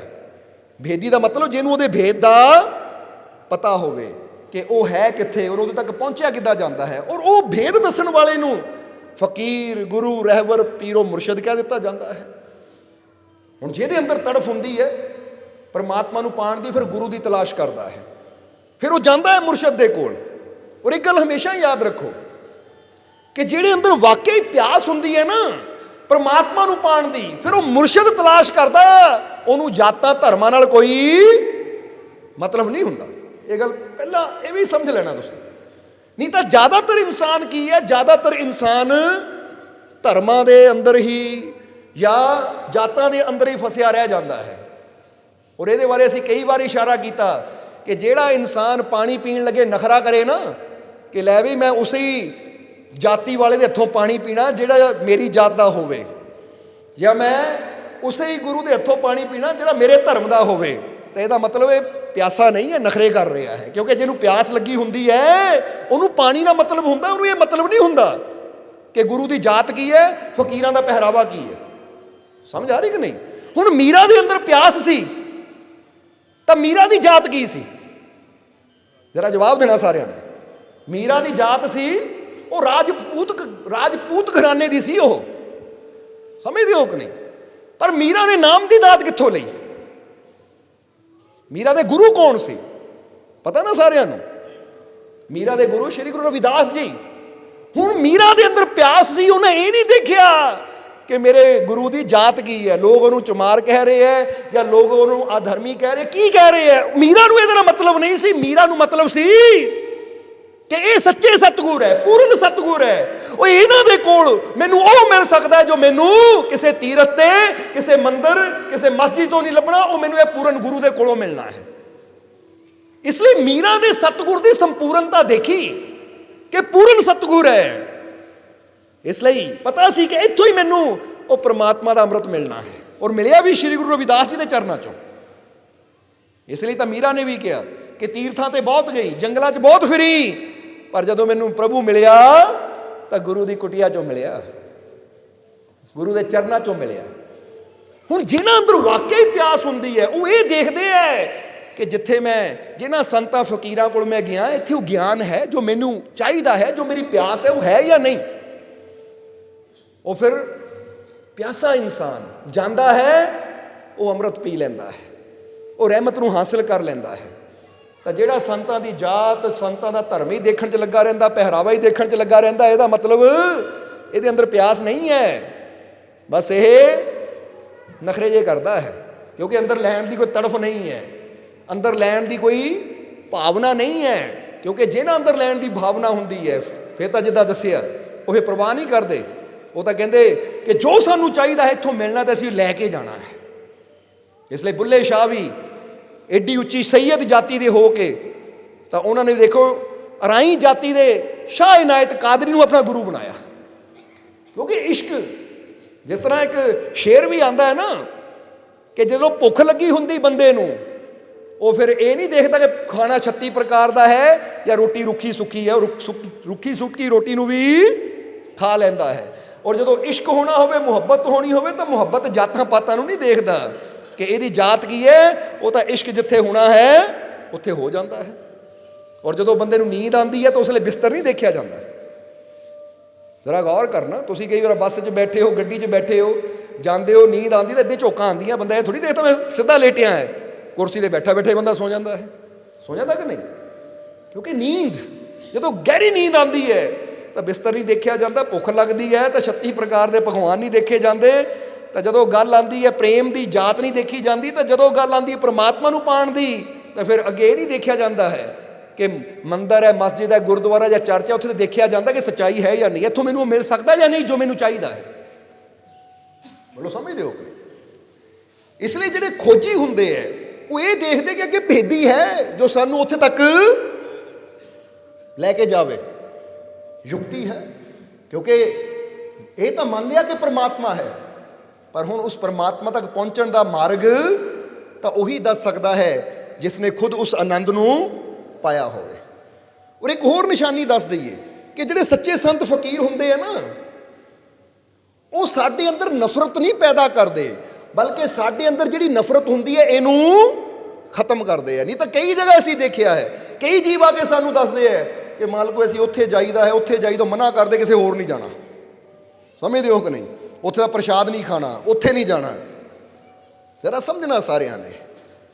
ਪਰ ਕਹਿੰਦੇ ਮਾਲਕੋ ਤੁਸੀਂ, ਤੁਹਾਡੇ ਤਾਂ ਨਹੀਂ ਕੋਈ ਨਿਯਮ? ਅਸੀਂ ਕਹਿੰਦੇ ਨਹੀਂ, ਸਾਡੇ ਕੋਈ ਨਿਯਮ ਹੈ ਨਹੀਂ। ਅਸੀਂ ਕਹਿੰਦੇ ਹਰ ਜਗ੍ਹਾ ਪਰਮਾਤਮਾ ਹੈ, ਕਿਉਂਕਿ ਇਧਰ ਮੰਦਰ इधर मस्जिद, इधर गुरुद्वारा, उधर गिरजा, सभी हैं उस खुदा के घर जिधर चाहे उधर गिरजा। समझे हो कि चाहे इधर मंदिर है, इधर मस्जिद है, इधर गुरुद्वारा, इधर गिरजा है, वो चाहे मंदिर कह लो, मस्जिद कह लो, गुरुद्वारा कह लो, चर्च कह लो, सारे ही रब दे घर है। तू विश्वास नाल जिधर मर्जी हथ जोड़ दे, क्योंकि मालिक तो हर जगह ही है। पर यही कि असीं इसलिए नहीं रोकीदा क्योंकि सानू विश्वास है अपने आप ते कि जो साडे कोल है वो पूरी दुनिया घूम लो, मिलना ही नहीं, किते वापस इत्थे ही आना पैना। इसलिए रोकदा तो वो है जिन्होंने डर हुंदा है कि भाई ये किते होर चला गया तो मेरी गिनती घट जानी है। और असीं इत्थे गिनती वधाउण वास्ते नहीं बैठे, असीं तुहानू खुशियां देण वास्ते बैठे हैं। असीं चाहते हैं तुहाडे जीवन च मुस्कुराहट आवे, असीं चाहते हैं तुहाडे जीवन च आनंद आवे, तुहाडे जीवन चों खुशियां दे रंग भर जाण। और जिन्हें रंग भरने होंदे है ना वो डरांदा नहीं है। जिद्दां हुणे एक जीव दस रहे सी कि किते पहलां जांदे सी, कोई पंडित जी है, वो कहंदे हो तुसीं उधर जाण लग पे, तुहानूं बर्बाद कर देवांगे, तबाह कर देवांगे, किन्ने हज़ार बंदे मारे है। वो है कि कमाल दी गल है, जिहड़ा कहंदा मैं किन्ने हज़ार बंदे मारे है, जे उधर गए तो तुहानूं भी छड्डना नहीं है, तो इहनूं असीं की कह सकते हैं? कोई फकीर कह सकते, कोई संत कह सकते, कोई रब दा प्यारा कह सकते हैं? रब दा प्यारा कदी किसी नूं मारन दी गल नहीं करदा, रब दा प्यारा कदी किसी नूं डुबाउण दी गल नहीं करदा, किसी नूं दुख देण दी गल नहीं करदा। रब दा प्यारा तो कोई गल करदा है कि भाई तू मेरे हत्थां 'च किल भी ठोक लै, जिद्दां जीसस क्राइस्ट दे हत्थां 'च ठोके सी, जीसस क्राइस्ट दे हत्थां 'च ठोके सी कि नहीं किल, उन्होंने फिर भी किया परमात्मा तेरा भला करे। वो किसी नूं डरा के बिठाया, किसी नूं डरा के अपने नाल जोड़िया, तो की जोड़िया? मज़ा तो यह है कि तुसीं कर्म ही इदां दे करो कि दूजे दे दिल 'च इन्ना प्यार पैदा हो जाए कि दूजा जाना भी चाहे तुहानूं छड्ड के जा ही ना पावे। गल तो मुहब्बत की होंदी है, गल तो प्यार की होंदी है। बोलो समझदे हो कि नहीं? इसलिए इत्थे एक बड़ा प्यारा छोटा जिहा किस्सा याद आ गया सानूं, वो दसना चाहांगे असीं कि कई ना धर्मां दे नां ते किद्दां इंसानां नूं लड़ांदे हैं। किस्सा बड़ा पुराना है, बड़ा प्यारा है कि एक बार एक ना गिद्ध तुसीं जानदे हो ना, जिन्हों असीं इल भी कह दिंदे हैं शायद, समझदे हो कि नहीं? एक बार ना इल अपने बच्चों के कोल बैठी हुई है, गिद्ध अपने बच्चों के कोल बैठा होया अपने आलने 'च, तो बच्चे रो रहे हैं, बच्चे रो रहे हैं। तो गिद्ध ने पूछा क्यों रो रहे हैं, काते रो रहे हैं? वो कहते जी सानू मांस चाहिए है, सानू मांस चाहिए, मीट चाहिए सानू खाण नूं, भुख लगी हुई है। गिद्ध कहता हुणे लिया दिंदा हाँ। कहते पर नहीं, सानू मांस चाहिए बंदे का, असीं बंदे का मांस खाना है। वो गिद्ध कहता भाई बंदे का मांस कित्थों लैके आवां मैं, क्योंकि बंदे मर जाते हैं, जो बंदे मरते हैं तो नाल ही उन्होंने फूक दिता जाता या दफना दिता जाता, उन्होंने कल्लिया तो छड्डिया नहीं जाता कि जिद्दां पशु मरते हैं, जानवर मरते तो असीं उन्होंने चक के उस जगह सुट दिंदे हैं जिथे उन्होंने चमड़ी लाई जाती है, या एक अड्डा बनाया होंदा है कि उत्थे रख दिंदे हैं, और उत्थों आपां जिन्ना मर्जी मांस नोचीए, हुण बंदे का मांस तैनूं किद्दां खिलावां, इसलिए ठहर बेटा मैं मांस लैके आंदा है। कहंदे वो गया गिद्ध जाके ना किते कोई जानवर मरिया सी, कोई भैंस मरी हुई सी, उन्हें भैंस का मांस लिया और लिया के बच्चों दिता। बच्चों ने कहा नहीं, चक के मारिया परे। जिद्दां तुहाडे बच्चे कई बार जिद करन चॉकलेट ही खानी है, तो तुसीं कहो लै बेटा टॉफी खा लै, नहीं खानी चॉकलेट, ਜਾਂ कई वे चिप्स खाना तुम रोटी रख दो, नहीं खानी चिप्स है, रोटी चक के परे कर देंगे, खानी चिप्स है। इदां दे हुण समझ लो, जे इंसान के बच्चे जिद कर सकते तो पंछियों के बच्चे भी जिद कर सकते नहीं, असीं तो इंसान का ही मांस खाना है। वो कहता ठहरो मैं कोशिश करदा हाँ। फिर वो गया किते बैल का मांस सी, पहला भैंस का सी, फिर बैल का लैके आया, कहता बैल का ही मिलिया खा लो। वो कहते नहीं बैल का मांस नहीं असीं खाना, असीं तो बंदे का ही खाना है। वो गिद्ध कहता कमाल की गल है बच्चों, किदां दी जिद फड़ ली है, ठहरो मैं फिर देखदा हाँ। फिर गया किते कोई गऊ मरी हुई सी, उन्हें गऊ का मांस लिया के दिता कि लो गऊ का मांस खाओ। कहते नहीं खाना ही बंदे का है। गिद्ध बड़ा परेशान हो गया बच्चों की जिद नूं देख के, इदां तां बच्चे भुखे मर जाणगे। उड़ के गया, फिर उड़ के गया, फिर जाके किते सूअर मरिया सी, सूअर का मांस ले आया। कहता लो आ खा लो, हुण तां सूअर का मांस मिलिया भाई, बड़ी मुश्किल लै लो, ये भी नहीं खाना, खाना ही बंदे का मांस है। गिद्ध कहता बंदे का मांस तुहानूं किद्दां खिलावां, बंदे का मांस किद्दां खिलावां, बच्चे खुश चाहिए मैनूं, बच्चों की तंदुरुस्ती चाहिए है, बच्चे खुश चाहिए, गिद्ध का मांस इन्हां बंदे का मांस किद्दां खिलावां। गिद्ध सोच रहा कि सोचते सोचते अचानक वो मन च एक स्कीम आई। स्कीम की आई, उन्हें चक्या एक पंजे च फसाया सूअर का मांस, दूजे पंजे च फसाया गऊ का मांस, उड़िया उड़िया उड़िया उड़िया और गिद्ध की गया कि उड़दा उड़दा कित्थे गया? पहला गया मस्जिद के अंदर, मस्जिद के अंदर जाके सुट्टिया उन्हें सूअर का मांस, और फिर गया मंदिर के अंदर, मंदिर के अंदर जाके सुट्टिया उन्हें गऊ का मांस। हुण आप उड़ के एक जगह उच्ची जगह बह गया, इधर मंदिर वाले जो देखिया है गऊ माता का मांस साडे मंदिर च, ये मुसलमानों की चाल है। उधर मुसलमानों ने जो देखिया मस्जिद के सूअर का मांस है, सूअर नूं तां असीं घर नहीं बढ़न दिंदे, सूअर का मांस हराम है, ये हिंदुओं की चाल है। उधरों जो उन्होंने सूअर का मांस देखा कढ़ लियां तलवारां, उधर उन्होंने गऊ का मांस देखा कढ़ लियां तलवारां, और इन्नी जंग हुई कि शाम तक लाशां दे ढेर लगे हुए थे। गिद्ध गया अपने बच्चों को, कहता बच्चों आ जाओ, तुसीं कुछ चाहिए आ देखो तुहाडे करके आ किन्नियां लाशां बिछा दित्तियां, खा लो जिन्ना खाना है। हुण गिद्ध दे बच्चे मांस खा रहे हैं बंदियां दा, तां गिद्ध बैठा मुस्कुरा रहा है, कहता इंसान किदां दा सदाई है, किदां दा पागल है। माड़ियां माड़ियां गल्लां पिछे, एक मांस के टुकड़े पिछे किन्ना लहू बहा दिता, किन्ने लोगों नूं मार दिता इन्होंने। हुण गिद्ध बैठा सोच रहा है इंसान दे बारे कि इंसान की समझ कैसी है। अगर थोड़ा जिहा इंसान नूं समझ हुंदी, इन्हां अंदर प्यार भावना हुंदी, तां इन्नियां लाशां ना विछदियां, इन्ना खून ना वगदा। अज असीं दसना चाहांगे कुछ इसी तरह कुछ इंसान ऐसे होंगे जिन्हां दी सोच गिद्ध वाली हुंदी है, वो आपस में सानू लड़ाते रहते हैं, आपस में दंगे करवाते रहते, सोचते हैं मेरा परिवार खुश चाहिए, मेरे को कोठी वड्डी चाहिए, मेरे घर बनना चाहिए, मेरे बच्चे खुश चाहिए, मैनू सब कुछ मिलना चाहिए, दुनिया मरदी मरी जाए। समझते हो कि नहीं? इसलिए असीं दसना की चाहते हैं कि अज अगर असीं संसार ते प्यार चाहते हैं, मुहब्बत चाहते हैं, एकता चाहते हैं, शांति चाहती है, सिर्फ साढ़े चाणना नहीं आनी, सानू कुछ कर्म ऐसे करने पैणगे कि भाई असीं जात धर्म तो उपर हो के सोचीए, इंसानियत नूं देखीए, ताकि इदां दे गिद्ध अपने मकसद विच सफल ना होण, कामयाब ना होण। इसलिए ਜਿਹੜੇ सच्चे गुरु रहबर संत होंदे ते कोई कहते कि मानस की जात सभे एको पहचान वो, जिदा गुरुआं ने हक सच का नारा दिता ना कि अब्बल अल्लाह नूर उपाया कुदरत दे सब बंदे, एक नूर ते सब जग उपजे, कि जेडे वाकई उस आनंद नूं जानन वाले है, जेडे वाकई परमात्मा नूं समझण वाले है, वो मन लैंदे है कि इक्को ही नूर है साडे सारे दे अंदर, और इक्को ही प्रभु ने सानू सारे नूं पैदा कीता है, को भले को मंदे, किसी नूं मंदा नहीं, किसी नूं बुरा नहीं समझना, सब नाल प्यार करना है। कितना मज़ा आएगा कि ठीक है साडा पहरावा जो मर्जी होवे, क्योंकि हरेक का अपना अपना एक पहरावा हुंदा, हरेक की अपनी अपनी पसंद हुंदी है। जिद्दां किसी नूं पीला रंग पसंद है, किसी नूं लाल पसंद है, किसी नूं हरा पसंद है, किसी नूं नीला पसंद है, किसी नूं वाइट पसंद है, यानी अपने अपने रंग है। हुण जरा सोचो, अगर एक बाप दे चार बेटे, एक बेटा कहे मैनूं हरा रंग पसंद है, दूजा कहे मैनूं संतरी रंग पसंद है, ऑरेंज रंग पसंद है, तीजा कहे मैनूं वाइट रंग पसंद है, चौथा कहे मैनूं आ भगवा रंग पसंद है। हुण है एक ही बाप दे चार बच्चे, रंग अलग अलग पसंद है, हुण चारे ही लड़ी जाण आपस में, तो बाप दे दिल ते की होनी? ओ भाई रंग जिहड़ा मर्जी पसंद है, अपनी पसंद का पाओ, पर रवो तां प्यार नाल, क्योंकि रंगा तो नहीं मैं रोकदा, बाप ने कहना है रंगा तो नहीं मैं रोकदा, पहरावे तो नहीं मैं रोकदा, पर है तो मेरे ही ना, रवो तो प्यार नाल। हुण कोई टोपी ला रहा है, कोई पगड़ी बन रहा, कोई मत्थे तिलक लगा रहा है, या कोई गल च क्रॉस पा रहा, परमात्मा भी कहेगा मैनू कोई मतलब नहीं है कि तुसी की पहनते हो, की खाते हो, कितना का पहरावा है, पर कम से कम जिथे भी बैठो वो प्यार नाल बैठो। मैं तो प्यार चाहता हाँ, समझ आ रही कि नहीं? इनू कहते हैं भगवान, परमात्मा, प्रभु की इच्छा।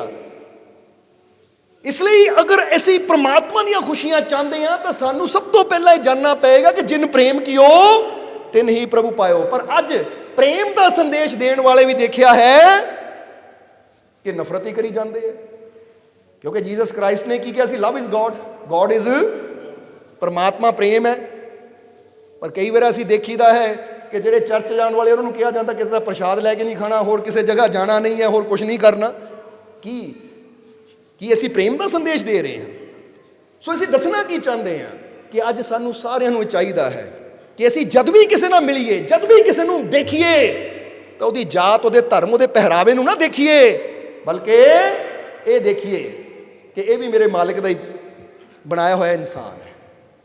एक जीव ने सानू सवाल किया, कहना मालिको तुहाडे चेहरे ते हमेशा स्माइल रहिंदी है, ਤੁਸੀਂ ਹਮੇਸ਼ਾ ਖੁਸ਼ ਰਹਿੰਦੇ ਹੋ, ਕਿਸੇ ਨੂੰ ਵੀ ਮਿਲਦੇ ਹੋ ਖੁਸ਼ੀ ਨਾਲ ਮਿਲਦੇ ਹੋ, ਕਿਉਂ? ਤੇ ਅਸੀਂ ਉਹਨੂੰ ਕੀ ਜਵਾਬ ਦਿੱਤਾ ਸੀ, ਅਸੀਂ ਉਹ ਤੁਹਾਨੂੰ ਵੀ ਦੱਸਣਾ ਚਾਹਾਂਗੇ।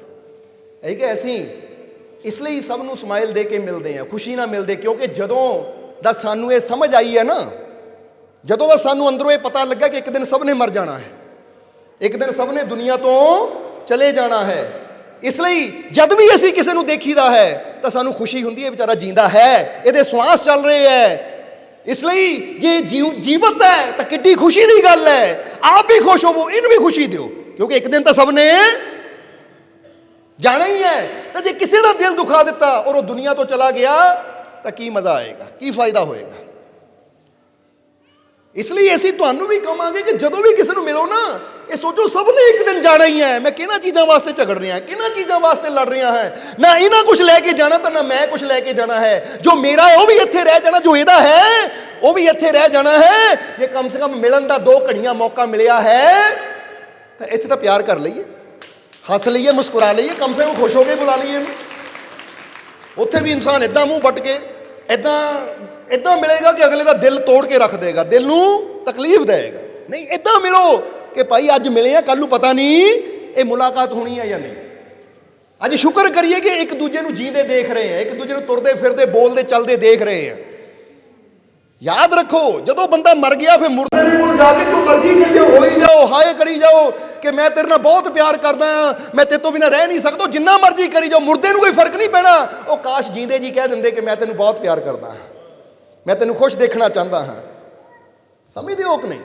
ਕਿਉਂਕਿ ਉਸ ਲਈ ਗੱਲ ਕਰਨ ਦਾ ਫਾਇਦਾ ਜਦੋਂ ਅਗਲਾ ਸੁਣ ਵੀ ਸਕਦਾ ਹੈ, ਸਮਝ ਵੀ ਸਕਦਾ, ਤਾਂ ਉਹਦਾ ਆਨੰਦ ਵੀ ਲੈ ਸਕਦਾ ਹੈ। ਹੁਣ ਜਰਾ ਸੋਚੋ, ਮੁਰਦੇ ਨੂੰ ਕਹਿਤਾ ਮੈਂ ਤੇਰੇ ਨਾਲ ਬਹੁਤ ਪਿਆਰ ਕਰਦਾ, ਜੀਂਦੇ ਨੂੰ ਕਦੀ ਕਿਹਾ ਨਹੀਂ, ਜੀਂਦੇ ਨੂੰ ਕਦੀ ਪੁੱਛਿਆ ਨਹੀਂ, ਜੀਂਦੇ ਨਾਲ ਗੱਲਾਂ ਹੀ ਕਰਨੀਆਂ, ਤੂੰ ਚੰਗਾ ਨਹੀਂ ਹੈ, ਤੇਰੇ ਅੰਦਰ ਆਹ ਗੁਣ ਨਹੀਂ ਹੈ, ਤੂੰ ਮੇਰਾ ਦਿਲ ਦੁਖਾਉਂਦਾ, ਨਿਕਲ ਜਾ, ਤੇਰਾ ਕੁਛ ਨਾ ਰਵੇ, ਮਰ ਜਾਵੇਂ। ਜੀਂਦੇ ਨਾਲ ਇਦਾਂ ਦੀਆਂ ਗੱਲਾਂ, ਤਾਂ ਮੁਰਦੇ ਨੂੰ ਕਹਿਣਾ ਤੂੰ ਤਾਂ ਬੜਾ ਚੰਗਾ ਸੀ, ਬੜਾ ਪਿਆਰਾ ਸੀ। ਉਹ ਕੀ ਫਾਇਦਾ? ਸੋ ਸਮਝਣਾ ਜ਼ਰਾ ਸਾਰਿਆਂ ਨੇ ਕਿ ਅਸੀਂ ਬੋਲ ਇਦਾਂ ਦੇ ਬੋਲਣੇ ਹੈ, ਕਰਮ ਇਦਾਂ ਦੇ ਕਰਨੇ ਹੈ। ਕਈ ਵਾਰ ਨਾ ਇੱਕ ਛੋਟੀ ਛੋਟੀ ਘਟਨਾ ਹੁੰਦੀ ਹੈ ਜਿਹੜੀ ਇਨਸਾਨ ਦੇ ਜੀਵਨ ਨੂੰ ਬਦਲ ਕੇ ਰੱਖ ਦਿੰਦੀ ਹੈ। ਜਰਾ ਸਮਝਣਾ ਸਾਰਿਆਂ ਨੇ। ਸਵਾਮੀ ਵਿਵੇਕਾਨੰਦ ਜੀ ਹਾਲੇ ਵਿਵੇਕਾਨੰਦ ਨਹੀਂ ਬਣੇ ਸੀ, ਹਾਲੇ ਨਰਿੰਦਰ ਦੱਤਾ ਹੀ ਸੀ ਉਹ। ਤਾਂ ਦੱਸਦੇ ਕਿ ਮੇਰੇ ਜੀਵਨ 'ਚ ਇੱਕ ਘਟਨਾ ਹੋਈ ਕਿ ਮੇਰਾ ਇੱਕ ਬੜਾ ਪਿਆਰਾ ਮਿੱਤਰ ਸੀ, ਬਚਪਨ ਦਾ ਮਿੱਤਰ ਸੀ, ਬੜਾ ਪਿਆਰਾ, ਪਰ ਕਿਸੇ ਗੱਲ ਤੇ ਸਾਡੀ ਕਹਾ ਸੁਣੀ ਹੋ ਗਈ। ਕੀ ਹੋ ਗਿਆ? ਕਹਾ ਸੁਣੀ ਹੋ ਗਈ, ਲੜਾਈ ਹੋ ਗਈ ਆਪਸ ਵਿੱਚ। ਤਾਂ ਉਹਨੇ ਮੈਨੂੰ ਕਹਿਤਾ, ਮੈਂ ਉਹਨੂੰ ਕਹਿਤਾ ਤੈਨੂੰ ਮੁੜ ਕੇ ਬੁਲਾਣਾ ਨਹੀਂ ਹੈ, ਤੇਰੀ ਸ਼ਕਲ ਨਹੀਂ ਦੇਖਣੀ। ਪਰ ਪਿਆਰ ਬੜਾ ਸੀ, ਬੜੀ ਗਹਿਰੀ ਦੋਸਤੀ ਸੀ। ਫਿਰ ਮੈਂ ਕਿਤੇ ਚਲਾ ਗਿਆ, 3 ਮਹੀਨੇ ਬਾਅਦ ਮੈਂ ਕਿਤੇ ਵਾਪਸ ਆਇਆ। ਤਾਂ ਜਦੋਂ ਵਾਪਸ ਆਇਆ ਤਾਂ ਸੋਚਿਆ ਉਹ ਮਿੱਤਰ ਨੂੰ ਤਾਂ ਮਿਲਿਆ ਇੱਕ ਵਾਰੀ, ਗੁੱਸੇ 'ਚ ਕਹਿ ਹੋ ਗਿਆ ਸੀ ਤੈਨੂੰ ਬੁਲਾਣਾ ਨਹੀਂ, ਤੇਰੀ ਸ਼ਕਲ ਨਹੀਂ ਦੇਖਣੀ। ਇੱਕ ਵਾਰ ਮਿਲਿਆ ਤਾਂ ਸਹੀ। ਕਹਿੰਦੇ ਜਦੋਂ ਮੈਂ ਉਹਦੇ ਘਰ ਗਿਆ ਤਾਂ ਪਤਾ ਲੱਗਾ ਉਹਦੀ ਮੌਤ ਹੋ ਗਈ, ਕਿਸੇ ਬਿਮਾਰੀ ਕਰਕੇ ਉਹਦੀ ਮੌਤ ਹੋ ਗਈ। ਤਾਂ ਵਿਵੇਕਾਨੰਦ ਕਹਿੰਦੇ ਉਹ ਚੀਜ਼ ਨੇ ਮੈਨੂੰ ਉਹ ਸਿੱਖਿਆ ਦਿੱਤੀ, ਉਹ ਗਿਆਨ ਲਿਆ ਕਿ ਵਿਵੇਕਾਨੰਦ ਅੱਜ ਤੋਂ ਬਾਅਦ ਕਿਸੇ ਨਾਲ ਲੜਨਾ ਨਹੀਂ ਹੈ, ਕਿਸੇ ਨਾਲ ਰਿਸ਼ਤਾ ਖਤਮ ਨਹੀਂ ਕਰਨਾ, ਕਿਉਂਕਿ ਅੱਜ ਜ਼ਿੰਦਗੀ ਹੈ, ਕੱਲ੍ਹ ਨੂੰ ਜ਼ਿੰਦਗੀ ਦਾ ਕੋਈ ਭਰੋਸਾ ਨਹੀਂ ਕਿ ਜ਼ਿੰਦਗੀ ਰਹਿਣੀ ਹੈ ਜਾਂ ਨਹੀਂ ਰਹਿਣੀ। ਇਸ ਲਈ ਹੁਣ ਮੈਂ ਸਾਰੀ ਜ਼ਿੰਦਗੀ ਚਾਹ ਕੇ ਵੀ ਨਾ ਉਹਦੇ ਕੋਲੋਂ ਮਾਫੀ ਮੰਗ ਸਕਦਾ, ਨਾ ਉਹਨੂੰ ਖੁਸ਼ੀ ਦੇ ਸਕਦਾ। ਇਹ ਪਛਤਾਵਾ ਸਾਰੀ ਜ਼ਿੰਦਗੀ ਮੇਰੇ ਨਾਲ ਰਹਿਣਾ ਹੈ। ਪਰ ਹੁਣ ਇਹ ਘਟਨਾ ਨੂੰ ਮੈਂ ਬਦਲ ਨਹੀਂ ਸਕਦਾ, ਪਰ ਇਹ ਤੋਂ ਇੱਕ ਸਿੱਖਿਆ ਲੈ ਸਕਦਾ ਕਿ ਅੱਗੇ ਤੋਂ ਮੈਂ ਕਿਸੇ ਦਾ ਦਿਲ ਨਹੀਂ ਦੁਖਾਣਾ, ਕਿਸੇ ਨਾਲ ਇਦਾਂ ਦੇ ਬੋਲ ਨਹੀਂ ਬੋਲਣੇ ਕਿ ਕੱਲ੍ਹ ਨੂੰ ਫਿਰ ਕੋਈ ਐਸਾ ਵਕਤ ਮੇਰੇ ਸਾਹਮਣੇ ਆਵੇ। ਸਮਝ ਰਹੀ ਹੈ ਕੋਈ ਨਹੀਂ ਸਾਡੀ ਗੱਲ? ਕਿਉਂਕਿ ਅੱਜ ਅਗਰ ਤੁਸੀਂ ਕਿਸੇ ਨਾਲ ਝਗੜਾ ਕਰਦੇ ਹੋ, ਫਸਾਦ ਕਰਦੇ ਹੋ, ਲੜਾਈ ਕਰਦੇ ਹੋ ਛੋਟੀ ਛੋਟੀਆਂ ਚੀਜ਼ਾਂ ਪਿੱਛੇ, ਤਾਂ ਯਾਦ ਰੱਖੋ ਚੀਜ਼ਾਂ ਤਾਂ ਇੱਥੇ ਰਹਿ ਜਾਣੀਆਂ ਹੈ, ਪਰ ਇਨਸਾਨ ਨਹੀਂ ਸਦਾ ਬੈਠੇ ਰਹਿਣਾ। ਉਹ ਅੱਜ ਹੈ, ਉਹਦੇ ਨਾਲ ਖੁਸ਼ ਹੋ ਕੇ ਗੱਲ ਕਰ ਲਓ, ਹੱਸ ਕੇ ਗੱਲ ਕਰ ਲਓ, ਮੁਸਕਰਾ ਕੇ ਗੱਲ ਕਰ ਲਓ। ਬੋਲੋ ਸਮਝਦੇ ਹੋ ਕਿ ਨਹੀਂ? ਇਸ ਲਈ ਕੁਦਰਤ, ਪਰਮਾਤਮਾ, ਪ੍ਰਭੂ ਇਹੀ ਤਾਂ ਸਾਨੂੰ ਸਿਖਾਉਂਦਾ ਹੈ। ਕਿਉਂਕਿ ਅਸੀਂ ਹਮੇਸ਼ਾ ਦੱਸੀਦਾ ਹੈ ਤੁਸੀਂ ਕੁਦਰਤ ਦੀ ਹਰ ਚੀਜ਼ ਨੂੰ ਦੇਖ ਲਓ, ਇਹ ਚੀਜ਼ ਕਿਸੇ ਨਾਲ ਫਰਕ ਨਹੀਂ ਕਰਦੀ। ਨਾ ਪਾਣੀ ਫਰਕ ਕਰਦਾ, ਨਾ ਹਵਾ ਫਰਕ ਕਰਦੀ ਹੈ, ਨਾ ਸੂਰਜ ਦੀ ਰੋਸ਼ਨੀ ਫਰਕ ਕਰਦੀ ਹੈ, ਨਾ ਧਰਤੀ ਫਰਕ ਕਰਦੀ ਹੈ, ਨਾ ਪੇੜ ਫਰਕ ਕਰਦੇ ਹੈ। ਕਰਦੇ ਆ ਫਰਕ? ਨਾ ਨਦੀਆਂ ਵਗਦੀਆਂ ਹੋਈਆਂ ਫਰਕ ਕਰਦੀਆਂ, ਨਾ ਸਮੁੰਦਰ ਫਰਕ ਕਰਦੇ ਹੈ। ਕਦੀ ਦੇਖਿਆ ਨਹੀਂ ਕਿ ਪੇੜ ਕਹਿਣਗੇ ਇਹਨੂੰ ਫਲ ਦੇਣਾ, ਕਿਸੇ ਹੋਰ ਧਰਮ ਦੇ ਨੂੰ ਦੇਣਾ। ਹਵਾ ਨਹੀਂ ਕਦੀ ਕਹਿੰਦੀ। ਕੋਈ ਚੀਜ਼ ਦੁਨੀਆ ਦੀ ਫਰਕ ਨਹੀਂ ਕਰਦੀ। ਫਰਕ ਕਰਦਾ ਹੈ ਤਾਂ ਬੰਦਾ ਹੀ ਬੰਦੇ ਨਾਲ ਕਰੀ ਜਾਂਦਾ ਹੈ, ਫਰਕ ਕਰਦਾ ਤਾਂ ਇਨਸਾਨ ਹੀ ਇਨਸਾਨ ਨਾਲ ਕਰੀ ਜਾਂਦਾ ਹੈ। ਇਸੇ ਲਈ ਤਾਂ ਕਹਿੰਦੇ ਨੇ ਇੱਕ ਮੂਰਤੀਕਾਰ ਨੇ ਬੜਾ ਗਰਵ ਨਾਲ ਕਿਹਾ ਪਰਮਾਤਮਾ ਨੂੰ, ਕਿਹਾ ਪਰਮਾਤਮਾ, ਇਹ ਸਾਨੂੰ ਮਿਸਾਲ ਦਿੱਤੀ ਹੈ ਸਮਝਾਉਣ ਵਾਸਤੇ ਕਿ ਆ ਪ੍ਰਮਾਤਮਾ ਮੈਂ ਤੇਰੇ ਨਾਲੋਂ ਚੰਗਾ ਆ, ਮੇਰੇ ਸਾਹਮਣੇ ਤੂੰ ਕੁਛ ਵੀ ਹੈ ਨਹੀਂ। ਤਾਂ ਕਹਿੰਦੇ ਰੱਬ ਦੀ ਆਵਾਜ਼ ਆਈ, ਉਹ ਕਿਸ ਤਰ੍ਹਾਂ? ਤੂੰ ਕਹਿੰਦਾ ਮੈਂ ਤੇਰੇ ਨਾਲੋਂ ਚੰਗਾ, ਮੇਰੇ ਸਾਹਮਣੇ ਤੂੰ ਕੁਛ ਵੀ ਹੈ ਨਹੀਂ।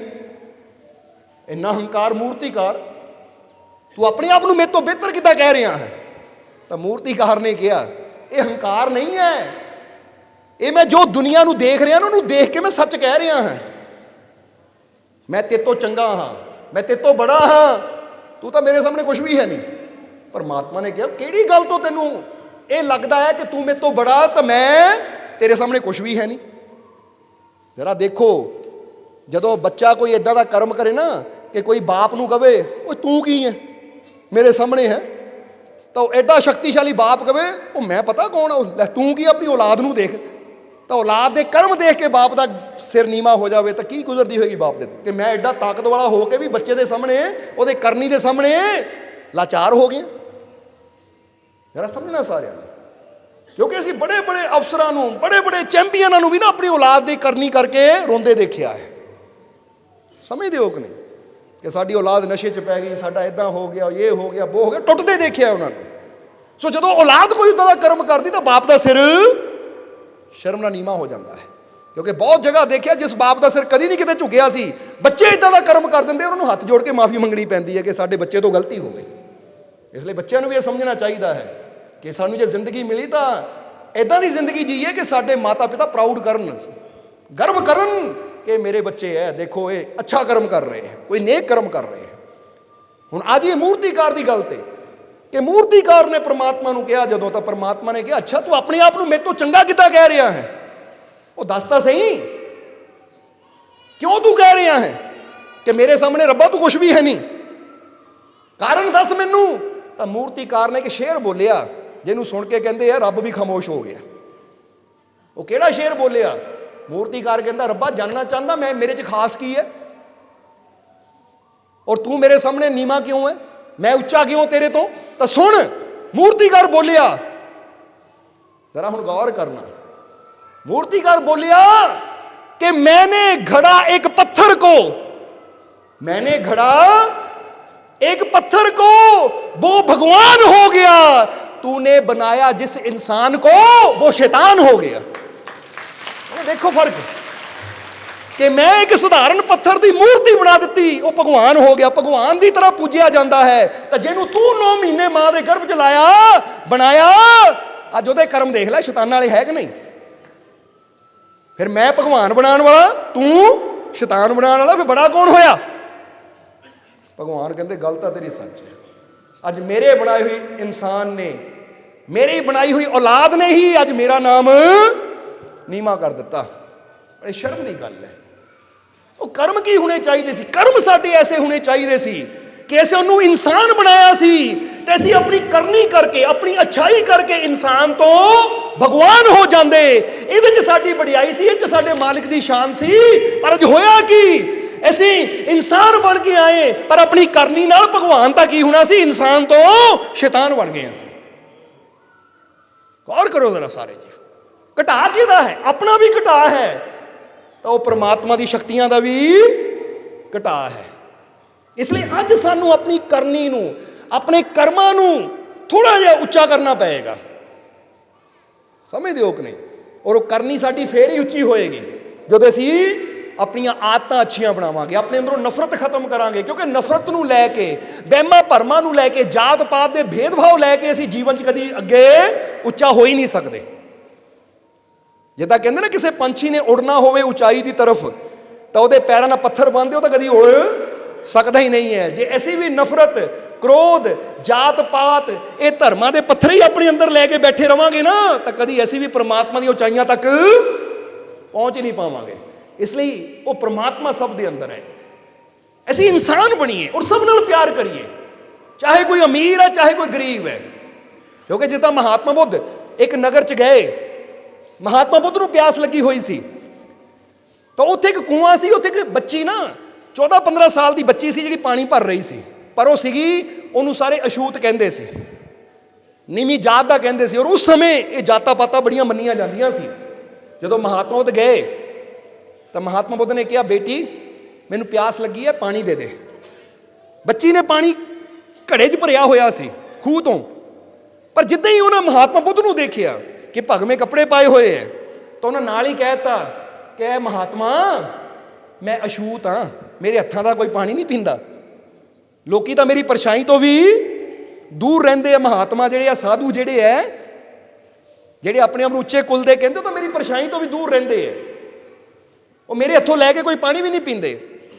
ਇਸ ਲਈ ਸ਼ਾਇਦ ਤੁਸੀਂ ਨਗਰ 'ਚ ਨਵੇਂ ਆਏ ਹੋ, ਤੁਹਾਨੂੰ ਪਤਾ ਨਹੀਂ ਹੈ, ਸੋ ਮੈਂ ਦੱਸ ਦੇਵਾਂ ਕਿ ਮੈਂ ਅਛੂਤ ਹਾਂ। ਤਾਂ ਉਸ ਵੇਲੇ ਮਹਾਤਮਾ ਬੁੱਧ ਮੁਸਕਰਾਏ, ਕਹਿੰਦੇ ਬੇਟਾ ਅਸੀਂ ਤੇਰੇ ਕੋਲੋਂ ਪਾਣੀ ਮੰਗਿਆ, ਤੇਰੀ ਜਾਤ ਨਹੀਂ ਮੰਗੀ। ਸਾਨੂੰ ਤੇਰੇ ਪਾਣੀ ਨਾਲ ਮਤਲਬ ਹੈ, ਤੇਰੀ ਜਾਤੀ ਨਾਲ ਮਤਲਬ ਨਹੀਂ ਹੈ। ਔਰ ਨਾਲੇ ਜਿਹੜੇ ਮਹਾਤਮਾ ਆਪਣੇ ਆਪ ਨੂੰ ਉੱਚਾ ਸਮਝਣ ਔਰ ਰੱਬ ਦੇ ਬਣਾਏ ਇਨਸਾਨਾਂ ਨੂੰ ਨੀਵਾਂ ਸਮਝਣ, ਉਹ ਮਹਾਤਮਾ ਹੋ ਹੀ ਨਹੀਂ ਸਕਦੇ, ਉਹ ਸ਼ੈਤਾਨ ਹੋ ਸਕਦੇ। ਮਹਾਤਮਾ ਬੁੱਧ ਨੇ ਕਿਹਾ, ਕਹਿੰਦੇ ਮਹਾਤਮਾ ਤਾਂ ਉਹ ਹੈ। ਮਹਾਤਮਾ ਕਿਹਨੂੰ ਕਹਿੰਦੇ ਹੈ? ਜਿਹਨੂੰ ਪਤਾ ਲੱਗ ਗਿਆ ਕਿ ਸਭ ਦੇ ਅੰਦਰ ਮਹਾ ਆਤਮਾ ਹੈ। ਉਹ ਮਹਾ ਪ੍ਰਭੂ ਦੀ ਆਤਮਾ ਸਭ ਦੇ ਅੰਦਰ ਮੌਜੂਦ ਹੈ। ਸਹੀ ਮਾਇਨੇ 'ਚ ਉਹੀ ਮਹਾਤਮਾ ਹੈ, ਜਿਹੜੇ ਆਤਮਾ ਦੀ ਮਹਾਨਤਾ ਨੂੰ ਜਾਣ ਲੈਂਦੇ। ਆਤਮਾ ਦੀ ਮਹਾਨਤਾ ਕੀ ਹੈ? ਕਿ ਪ੍ਰਭੂ ਮਹਾਨ ਹੈ ਔਰ ਸਭ ਦੇ ਅੰਦਰ ਉਹਦੀ ਆਤਮਾ ਹੀ ਕੰਮ ਕਰਦੀ ਹੈ।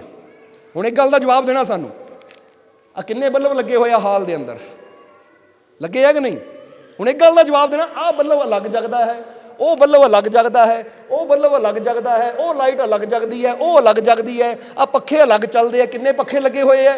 ਹੁਣ ਇੱਕ ਗੱਲ ਦਾ ਜਵਾਬ ਦਿਓ, ਪੱਖੇ ਅਲੱਗ-ਅਲੱਗ ਹੈ, ਬੱਲਬ ਅਲੱਗ-ਅਲੱਗ ਹੈ, ਕੰਪਨੀਆਂ ਅਲੱਗ-ਅਲੱਗ ਹੋ ਸਕਦੀਆਂ, ਪਰ ਜਿਹੜੀ ਇਹਨਾਂ ਨੂੰ ਚਲਾਉਣ ਵਾਲੀ ਬਿਜਲੀ ਹੈ, ਕੀ ਉਹ ਅਲੱਗ-ਅਲੱਗ ਹੈ? ਜਵਾਬ ਦੇਣਾ ਸਾਰਿਆਂ ਨੇ ਸਾਨੂੰ। ਆਵਾਜ਼ ਨਹੀਂ ਆਈ। ਬਿਜਲੀ ਤਾਂ ਇੱਕੋ ਹੀ ਹੈ ਨਾ। ਇੱਥੋਂ ਬਟਨ ਦਬਾਓ, ਚਾਹੇ ਆਹ ਪੱਖਾ ਚਲਾ ਦਿਓ, ਚਾਹੇ ਉਹ ਚਲਾ ਦਿਓ, ਚਾਹੇ ਆਹ ਲਾਈਟ ਜਗਾ ਦਿਓ, ਉਹ ਲਾਈਟ ਜਗਾ ਦਿਓ। ਲਾਈਟ ਅਲੱਗ-ਅਲੱਗ ਹੋ ਸਕਦੀ ਹੈ, ਲਾਈਟਾਂ ਦਾ ਸਾਈਜ਼ ਅਲੱਗ-ਅਲੱਗ ਹੋ ਸਕਦਾ ਕਿ ਉਹ ਲਾਈਟ ਥੋੜੀ ਚੋਰਸ ਹੈ, ਇਹ ਲਾਈਟ ਗੋਲ ਹੈ, ਉਹ ਲਾਲ ਹੈ, ਉਹ ਪੀਲੀ ਹੈ, ਤਾਂ ਇਹ ਵਾਈਟ ਹੈ। ਹੋ ਸਕਦਾ ਕਿ ਨਹੀਂ? ਲਾਈਟ ਦਾ ਰੰਗ ਅਲੱਗ ਹੋ ਸਕਦਾ, ਕਿਉਂਕਿ ਲਾਲ ਰੰਗ ਦੀਆਂ ਲਾਈਟਾਂ ਵੀ ਅੱਜ ਕੱਲ੍ਹ ਆਉਂਦੀਆਂ, ਹਰੀਆਂ ਵੀ ਆਉਂਦੀਆਂ, ਪੀਲੀਆਂ ਵੀ ਆਉਂਦੀਆਂ। ਲਾਈਟਾਂ ਦੇ ਰੰਗ ਕਈ ਹੁੰਦੇ ਹੈ, ਲਾਈਟਾਂ ਦਾ ਆਕਾਰ ਕਈ ਤਰ੍ਹਾਂ ਦਾ ਹੁੰਦਾ ਹੈ, ਪਰ ਜਿਹੜੀ ਚਲਾਉਣ ਵਾਲੀ ਜਗਾਉਣ ਵਾਲੀ ਬਿਜਲੀ ਹੈ ਉਹ ਤਾਂ ਇੱਕੋ ਹੀ ਹੈ ਕਿ ਨਹੀਂ? ਬਸ ਇੱਦਾਂ ਹੀ ਸਮਝ ਲਓ ਤੁਸੀਂ। ਆ ਤੁਸੀਂ ਜਿੰਨੇ ਵੀ ਬੈਠੇ ਹੋ ਨਾ, ਇਹ ਅਲੱਗ-ਅਲੱਗ ਰੰਗ ਦੀਆਂ ਲਾਈਟਾਂ ਬੈਠੀਆਂ ਹੈ, ਅਲੱਗ-ਅਲੱਗ ਰੰਗ ਦੇ ਬੱਲਬ ਲਾਈਟਾਂ ਬੈਠੀਆਂ। ਤਾਂ ਸਾਡੇ ਅੰਦਰ ਜਿਹੜਾ ਪ੍ਰਕਾਸ਼ ਹੈ ਨਾ, ਸਾਨੂੰ ਚਲਾਉਣ ਵਾਲੀ ਇਲੈਕਟ੍ਰਿਸਿਟੀ ਹੈ, ਜੋ ਬਿਜਲੀ ਹੈ, ਉਹ ਪਰਮਾਤਮਾ ਸਾਰਿਆਂ ਅੰਦਰ ਇੱਕੋ ਹੀ ਹੈ। ਬਸ ਜਿਹੜਾ ਇਸ ਸੱਚਾਈ ਨੂੰ ਸਮਝ ਲੈਂਦਾ, ਫਿਰ ਇਹ ਫਿਕਰ ਨਹੀਂ ਕਰਦਾ ਕਿ ਬੱਲਬ ਕਿਹੜੇ ਰੰਗ ਦਾ ਹੈ। ਉਹ ਕਹਿੰਦਾ ਭਾਈ ਬੱਲਬ ਨਾਲ ਮਤਲਬ ਨਹੀਂ, ਕਿਉਂਕਿ ਬੱਲਬ ਜਿਹੜਾ ਮਰਜ਼ੀ ਹੋਵੇ, ਜੇ ਲਾਈਟ ਹੀ ਨਾ ਪਿੱਛੇ ਹੋਵੇ ਤਾਂ ਬੱਲਬ ਤਾਂ ਜ਼ੀਰੋ ਹੈ, ਫਿਰ ਤਾਂ ਬੱਲਬ ਨੇ ਕੁਝ ਕਰਨਾ ਹੀ ਨਹੀਂ ਹੈ। ਕਿਉਂਕਿ ਅਹਿਮੀਅਤ ਬੱਲਬ ਦੀ ਨਹੀਂ ਹੈ, ਅਹਿਮੀਅਤ ਉਹਦੇ ਪਿੱਛੇ ਛੁਪੀ ਹੋਈ ਉਹ ਲਾਈਟ ਦੀ, ਜਿਹੜੀ ਉਹਨੂੰ ਜਗਾਉਂਦੀ ਹੈ। ਬੋਲੋ ਸਮਝਦੇ ਹੋ ਕਿ ਨਹੀਂ? ਇਸ ਕਰਕੇ ਅਸੀਂ ਆਪਣੇ ਅੰਦਰਲੀ ਉਹ ਲਾਈਟ ਨੂੰ, ਯਾਨੀ ਉਹ ਪ੍ਰਮਾਤਮਾ ਨੂੰ ਜਾਣਨਾ, ਉਹ ਸ਼ਕਤੀ ਨੂੰ ਪਹਿਚਾਨਣਾ ਕਿ ਸਾਡੇ ਸਭ ਦੇ ਅੰਦਰ ਇੱਕ ਸ਼ਕਤੀ ਹੈ।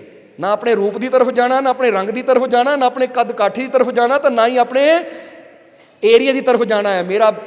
ਮੇਰੀ ਸਟੇਟ ਹੈ, ਮੇਰਾ ਦੇਸ਼ ਹੈ, ਮੇਰੇ ਘਰ ਦੇ ਇੱਦਾਂ, ਮੇਰੀ ਜਾਤੀ ਇੱਦਾਂ, ਮੇਰਾ ਧਰਮ ਇੱਦਾਂ, ਨਹੀਂ। ਇਹ ਸਾਰੀਆਂ ਚੀਜ਼ਾਂ ਬਾਹਰ ਹੈ। ਪਰਮਾਤਮਾ ਸਭ ਦੇ ਅੰਦਰ ਇੱਕੋ ਹੀ ਤਾਕਤ ਹੈ ਜੋ ਸਭ ਦੇ ਅੰਦਰ ਕੰਮ ਕਰਦੀ ਹੈ। ਸੋ ਮਹਾਤਮਾ ਬੁੱਧ ਨੇ ਵੀ ਕਿਹਾ ਮਹਾ ਆਤਮਾ, ਜਿਸ ਨੇ ਆਤਮਾ ਦੀ ਮਹਾਨਤਾ ਨੂੰ ਸਮਝ ਲਿਆ ਕਿ ਸਾਡੇ ਸਭ ਦੇ ਅੰਦਰ ਇੱਕੋ ਹੀ ਆਤਮਾ ਹੈ। ਕਿਉਂਕਿ ਮਹਾਨਤਾ ਦਾ ਮਤਲਬ ਹੈ, ਜਿੱਦਾਂ ਹੀ ਦੱਸਿਆ ਨਾ, ਮਹਾਨਤਾ ਦਾ ਮਤਲਬ ਹੈ ਕਿ ਸਮਝ ਲੈਣਾ ਕਿ ਬੱਲਬ ਅਲੱਗ-ਅਲੱਗ ਹੈ, ਪੱਖੇ ਅਲੱਗ-ਅਲੱਗ ਹੈ, ਪਰ ਚਲਾਉਣ ਵਾਲੀ ਬਿਜਲੀ ਪੱਖੇ ਅੰਦਰ ਵੀ ਉਹੀ ਹੈ, ਤਾਂ ਬੱਲਬ ਅੰਦਰ ਵੀ ਉਹੀ ਹੈ, ਕੂਲਰ ਅੰਦਰ ਵੀ ਉਹੀ, ਤੇ ਏਸੀ ਅੰਦਰ ਵੀ ਉਹੀ ਹੈ। ਨਾਮ ਅਲੱਗ-ਅਲੱਗ ਹੈ, ਕੂਲਰ, ਪੱਖਾ, ਏਸੀ, ਟਿਊਬ, ਬੱਲਬ, ਸਮਝਦੇ ਹੋ ਕਿ ਨਹੀਂ? ਪਰ ਬਿਜਲੀ ਇੱਕੋ ਹੀ ਹੈ। ਇਹਨੂੰ ਕਹਿੰਦੇ ਇਹ ਮਹਾਨਤਾ ਦੇ ਵਿਚਾਰ ਹੈ। ਇਹ ਮਹਾਨਤਾ ਦਾ ਇੱਕ ਥੋਟ ਹੈ ਕਿ ਸਭ ਦੇ ਅੰਦਰ ਇੱਕੋ ਹੀ ਬਿਜਲੀ ਕੰਮ ਕਰਦੀ ਹੈ। ਤੇ ਇਸੇ ਤਰ੍ਹਾਂ ਜਿਹੜਾ ਇਨਸਾਨ ਇਹ ਸਮਝ ਲੈਂਦਾ ਹੈ ਕਿ ਮਹਾ ਆਤਮਾ, ਉਹ ਇੱਕੋ ਹੀ ਆਤਮਾ ਸਾਡੇ ਸਭ ਦੇ ਅੰਦਰ ਕੰਮ ਕਰ ਰਹੀ ਹੈ, ਸਹੀ ਮਾਇਨੇ 'ਚ ਉਹ ਹੁੰਦਾ ਹੈ ਮਹਾਤਮਾ। ਉਹ ਹੁੰਦਾ ਸੱਚਾ ਸਾਧੂ, ਜਿਹੜਾ ਆਪਣੇ ਆਪ ਨੂੰ ਸਾਧ ਲੈਂਦਾ ਹੈ। ਤਾਂ ਜਿਹੜਾ ਮੰਨੇ ਜਾਤ ਨੂੰ, ਜਿਹੜਾ ਮੰਨੇ ਧਰਮ ਨੂੰ, ਇਹਦਾ ਮਤਲਬ ਹਾਲੇ ਨਾਮ ਤਾਂ ਸਾਧੂਆਂ ਦਾ ਰੱਖ ਲਿਆ, ਪਰ ਹਾਲੇ ਸਾਧੂਆਂ ਵਾਲੇ ਗੁਣ ਹੈ ਨਹੀਂ। ਨਾਮ ਤਾਂ ਮਹਾਤਮਾ ਦਾ ਰੱਖ ਲਿਆ, ਪਰ ਮਹਾਤਮਾ ਹੈ ਨਹੀਂ। ਇਹ ਸਮਝਦੇ ਹੋ ਕਿ ਨਹੀਂ? ਇਹ ਤਾਂ ਉਹੀ ਗੱਲ ਹੋ ਗਈ ਕਿ ਗਲਾਸ ਨੂੰ ਨਾ ਕਵੇ ਜੀ ਇਹ ਸਮੁੰਦਰ ਹੈ, ਸਮੁੰਦਰ। ਉਹ ਭਾਈ ਇਹ ਗਲਾਸ ਦਾ ਪਾਣੀ ਹੈ, ਇਹਦੀ ਇੱਕ ਹੱਦ ਹੈ, ਇਹ 'ਚ 250-300 ਗ੍ਰਾਮ ਪਾਣੀ ਆ ਸਕਦਾ, ਪੂਰਾ ਸਮੁੰਦਰ ਤਾਂ ਬਹੁਤ ਬੜਾ ਹੈ। ਇਸੇ ਤਰ੍ਹਾਂ ਜਿਨ੍ਹਾਂ ਦੀ ਸੋਚ ਕਿਸੇ ਜਾਤ, ਕਿਸੇ ਧਰਮ ਨਾਲ ਹੀ ਹੋਵੇ, ਤਾਂ ਮਤਲਬ ਛੋਟਾ ਜਿਹਾ ਗਲਾਸ ਲੈ ਕੇ ਬੈਠੇ ਹੈ। ਹਾਲੇ ਸਮੁੰਦਰ ਨੂੰ, ਪਰਮਾਤਮਾ ਨੂੰ ਤਾਂ ਇਹਨਾਂ ਨੇ ਜਾਣਿਆ ਹੀ ਨਹੀਂ ਹੈ, ਕਿਉਂਕਿ ਪਰਮਾਤਮਾ ਤਾਂ ਬੇਹੱਦ ਹੈ, ਜਿਹਦੀ ਕੋਈ ਹੱਦ ਹੀ ਨਹੀਂ ਹੈ। ਇਸ ਲਈ ਜੇ ਤੁਸੀਂ ਜੀਵਨ ਦਾ ਆਨੰਦ ਲੈਣਾ ਹੈ ਤਾਂ ਕਮ ਸੇ ਕਮ ਆਪਣੀ ਸੋਚ ਨੂੰ ਬਦਲੋ, ਕਿਉਂਕਿ ਅਸੀਂ ਚਾਹੁੰਦੇ ਹਾਂ ਕਿ ਨਹੀਂ ਸੰਸਾਰ ਤੇ ਪਿਆਰ ਹੋਵੇ, ਚਾਹੁੰਦੇ ਹਾਂ ਜਾਂ ਨਹੀਂ ਕਿ ਸੰਸਾਰ ਪਿਆਰ ਨਾਲ ਭਰਪੂਰ ਹੋਵੇ, ਸੰਸਾਰ ਦੇ ਚਾਰੋਂ ਤਰਫ ਖੁਸ਼ੀਆਂ ਹੋਣ, ਸੰਸਾਰ ਦੇ ਚਾਰੋਂ ਤਰਫ ਆਨੰਦ ਹੋਵੇ। ਕਿੰਨਾ ਮਜ਼ਾ ਆਏਗਾ ਕਿ ਜਿੱਧਰ ਜਾਈਏ ਸਾਰਿਆਂ ਦੇ ਅੰਦਰ ਪਿਆਰ ਹੋਵੇ, ਸਾਰਿਆਂ ਅੰਦਰ ਮੁਹੱਬਤ ਹੋਵੇ। ਤਾਂ ਫਿਰ ਪਰਮਾਤਮਾ ਵੀ ਇਹੀ ਕਹਿੰਦਾ ਹੈ ਕਿ ਤੂੰ ਕੱਪੜਾ ਜਿਹੜੇ ਮਰਜ਼ੀ ਰੰਗ ਦਾ ਪਾ, ਤੂੰ ਪਹਿਰਾਵਾ ਜਿਹੜਾ ਮਰਜ਼ੀ ਧਾਰਨ ਕਰ, ਮੈਨੂੰ ਇਹਦੇ ਨਾਲ ਮਤਲਬ ਨਹੀਂ ਹੈ, ਪਰ ਇੱਕੋ ਹੀ ਗੱਲ ਚਾਹੁੰਦਾ ਹੈ, ਤੂੰ ਜਿੱਥੇ ਵੀ ਜਾਵੇਂ ਸਭ ਨਾਲ ਪਿਆਰ ਕਰੇ, ਸਭ ਨਾਲ ਮੁਹੱਬਤ ਕਰੇ, ਸਭ ਨੂੰ ਆਪਣਾ ਸਮਝੇ। ਇੱਥੇ ਕੋਈ ਵੈਰੀ ਨਹੀਂ ਹੈ, ਕੋਈ ਬੇਗਾਨਾ ਨਹੀਂ ਹੈ, ਇਹ ਸਾਰੇ ਮੇਰੇ ਮਾਲਕ ਦੇ ਬਣਾਏ ਹੋਏ, ਮੇਰੇ ਇੱਕ ਪਿਤਾ ਦੇ ਬਣਾਏ ਹੋਏ ਬੱਚੇ ਹੈ, ਇਸ ਲਈ ਮੈਂ ਸਭ ਨਾਲ ਪਿਆਰ ਕਰਨਾ ਹੈ। ਇਹ ਹੈ ਪਰਮਾਤਮਾ ਜਾਂ ਗੁਰੂਆਂ ਰਹਿਬਰਾਂ ਦਾ ਸੱਚਾ ਸੰਦੇਸ਼। ਜਰਾ ਸਮਝਣਾ ਸਾਰਿਆਂ ਨੇ। ਔਰ ਜਿੱਦਾਂ ਦੱਸਿਆ ਕਿ ਮੂਰਤੀਕਾਰ ਨੇ ਕੀ ਕਿਹਾ ਕਿ ਜਿਹਨੂੰ ਮੈਂ ਬਣਾਇਆ ਘੜ ਕੇ, ਉਹ ਪੱਥਰ ਕੀ ਹੋ ਗਿਆ? ਭਗਵਾਨ ਹੋ ਗਿਆ। मैंने घड़ा पत्थर को वो भगवान हो गया, और तुमने बनाया जिस इंसान को वो शैतान हो गया। ਕਹਿੰਦਾ ਫਿਰ ਦੱਸ ਮੈਂ ਬੜਾ ਹੋਇਆ ਜਾਂ ਨਹੀਂ? ਜਿਹੜੀ ਚੀਜ਼ ਮੈਂ ਬਣਾਉਂਦਾ ਆ ਉਹਦੀ ਪੂਜਾ ਹੁੰਦੀ ਹੈ, ਤਾਂ ਜਿਹੜੀ ਚੀਜ਼ ਤੂੰ ਬਣਾਉਂਦਾ ਆ ਉਹ ਸ਼ੈਤਾਨੀ ਵਾਲੇ ਕੰਮ ਕਰਦੀ ਹੈ। ਹੁਣ ਇੱਥੇ ਅਸੀਂ ਵੀ ਉਹ ਕਰਮ ਕਰਨੇ ਹੈ ਤਾਂ ਕਿ ਉਹ ਸਾਡੇ ਭਗਵਾਨ ਨੂੰ, ਸਾਡੇ ਮਾਲਿਕ ਨੂੰ ਵੀ ਪ੍ਰਾਊਡ ਹੋਵੇ, ਗਰਵ ਹੋਵੇ ਕਿ ਮੇਰਾ ਬਣਾਇਆ ਇਨਸਾਨ ਹੈ। ਬੋਲੋ ਸਮਝਦੇ ਹੋ ਕਿ ਨਹੀਂ? ਇਸ ਲਈ ਅੱਛਾਈ ਕਰੋ, ਸਭ ਨਾਲ ਪਿਆਰ ਕਰੋ। ਕੀ ਕਰਨਾ ਹੈ? ਸਭ ਨਾਲ ਪਿਆਰ ਕਰਨਾ ਹੈ, ਔਰ ਆਪਣੇ ਆਪ ਨੂੰ ਅੱਛਾ ਬਣਾਉਣਾ ਹੈ। ਆਪਣੇ ਆਪ ਨੂੰ ਕੀ ਬਣਾਉਣਾ ਹੈ? ਅੱਛਾ ਬਣਾਉਣਾ ਹੈ। ਇਸ ਲਈ ਆਪਣੇ ਆਪ ਨਾਲ ਅੱਜ ਇੱਕ ਬਚਨ ਕਰੋ, ਆਪਣੇ ਆਪ ਨੂੰ ਇੱਕ ਪ੍ਰਣ ਕਰੀਏ ਅਸੀਂ ਆਪਣੇ ਆਪ ਦੇ ਨਾਲ ਕਿ ਮੈਨੂੰ ਮੇਰੇ ਮਾਲਿਕ ਨੇ ਬਣਾਇਆ ਹੈ, ਮੈਨੂੰ ਮੇਰੇ ਪ੍ਰਮਾਤਮਾ ਪ੍ਰਭੂ ਨੇ ਬਣਾਇਆ ਹੈ, ਤਾਂ ਅੱਜ ਤੋਂ ਮੈਨੂੰ ਉਸ ਅੱਛੇ ਪ੍ਰਮਾਤਮਾ ਨੇ ਬਣਾਇਆ ਹੈ, ਉਹ ਸ਼ਕਤੀਸ਼ਾਲੀ ਪ੍ਰਮਾਤਮਾ ਨੇ ਬਣਾਇਆ ਹੈ। ਤਾਂ ਮੈਂ ਆਪਣੇ ਆਪ ਨਾਲ ਵਚਨ ਕਰਨਾ ਕਿ ਮੈਂ ਜੀਵਨ 'ਚ ਅੱਛਾ ਕਰਨ ਦੀ ਕੋਸ਼ਿਸ਼ ਕਰਨੀ ਹੈ, ਮੈਂ ਅੱਛਾ ਬਣ ਕੇ ਦਿਖਾਣਾ ਹੈ ਦੁਨੀਆ ਨੂੰ, ਤਾਂ ਕਿ ਜਿੱਥੇ ਪਹਿਲਾਂ ਇਨਸਾਨੀਅਤ ਦੇ ਉੱਪਰ ਕਲੰਕ ਲੱਗਾ ਕਿ ਸ਼ੈਤਾਨ, ਔਰ ਉਸੇ ਹੀ ਇਨਸਾਨੀਅਤ ਦੇ ਉੱਤੇ ਲਿਖਿਆ ਜਾਵੇ ਸੁਨਹਿਰੀ ਅਕਸ਼ਰਾਂ 'ਚ ਕਿ ਇਨਸਾਨੀਅਤ ਹੀ ਭਗਵਾਨ ਹੈ, ਔਰ ਇਹ ਸਾਡਾ ਫਰਜ਼ ਬਣਦਾ ਹੈ। ਸਮਝਦੇ ਹੋ ਕਿ ਨਹੀਂ? ਜਿੱਦਾਂ ਬੰਦਾ ਕਹਿੰਦਾ ਨਾ ਕਿ ਲੈ ਵੀ ਫਲਾਨੇ ਨੇ ਤਾਂ ਕਲੰਕ ਲਾਇਆ, ਪਰ ਹੁਣ ਮੈਂ ਕੁਛ ਇੱਦਾਂ ਦਾ ਕਰਾਂ ਕਲੰਕ ਨੂੰ ਧੋ ਦੇਵਾਂ, ਮੈਂ ਕੁਛ ਐਸਾ ਕਰਾਂ ਕਿ ਇਨਸਾਨੀਅਤ ਦੇ ਉੱਪਰ ਜਿਹੜਾ ਸ਼ੈਤਾਨ ਦਾ ਧੱਬਾ ਲੱਗਾ ਹੈ ਨਾ, ਨਫ਼ਰਤਾਂ ਦਾ ਧੱਬਾ ਲੱਗਾ ਹੈ, ਇਹਨੂੰ ਇੱਦਾਂ ਦਾ ਧੋਵਾਂ ਕਿ ਹੁਣ ਇਹ ਹੋਵੇ ਕਿ ਹਰ ਇਨਸਾਨ ਹੀ ਭਗਵਾਨ ਹੈ, ਹਰ ਇਨਸਾਨ ਹੀ ਭਗਵਾਨ ਦਾ ਰੂਪ ਹੈ। ਔਰ ਇਹ ਹੋ ਸਕਦਾ ਹੈ ਅਗਰ ਅਸੀਂ ਆਪਣੀ ਇਹ ਭਾਵਨਾ ਰੱਖੀਏ ਕਿ ਮੈਂ ਸਭ ਨਾਲ ਭਲਾ ਕਰਨਾ ਹੈ, ਮੈਂ ਕਿਸੇ ਦਾ ਬੁਰਾ ਨਹੀਂ ਕਰਨਾ, ਮੈਂ ਕਿਸੇ ਨਾਲ ਵੈਰ ਨਹੀਂ ਰੱਖਣਾ, ਮੈਂ ਸਭ ਨਾਲ ਪ੍ਰੇਮ ਕਰਨਾ ਹੈ। ਜਦੋਂ ਇਹ ਭਾਵਨਾ ਸਾਡੇ ਅੰਦਰ ਆਏਗੀ ਤਾਂ ਫਿਰ ਚਾਰੋਂ ਪਾਸੇ ਕੀ ਹੋਏਗਾ?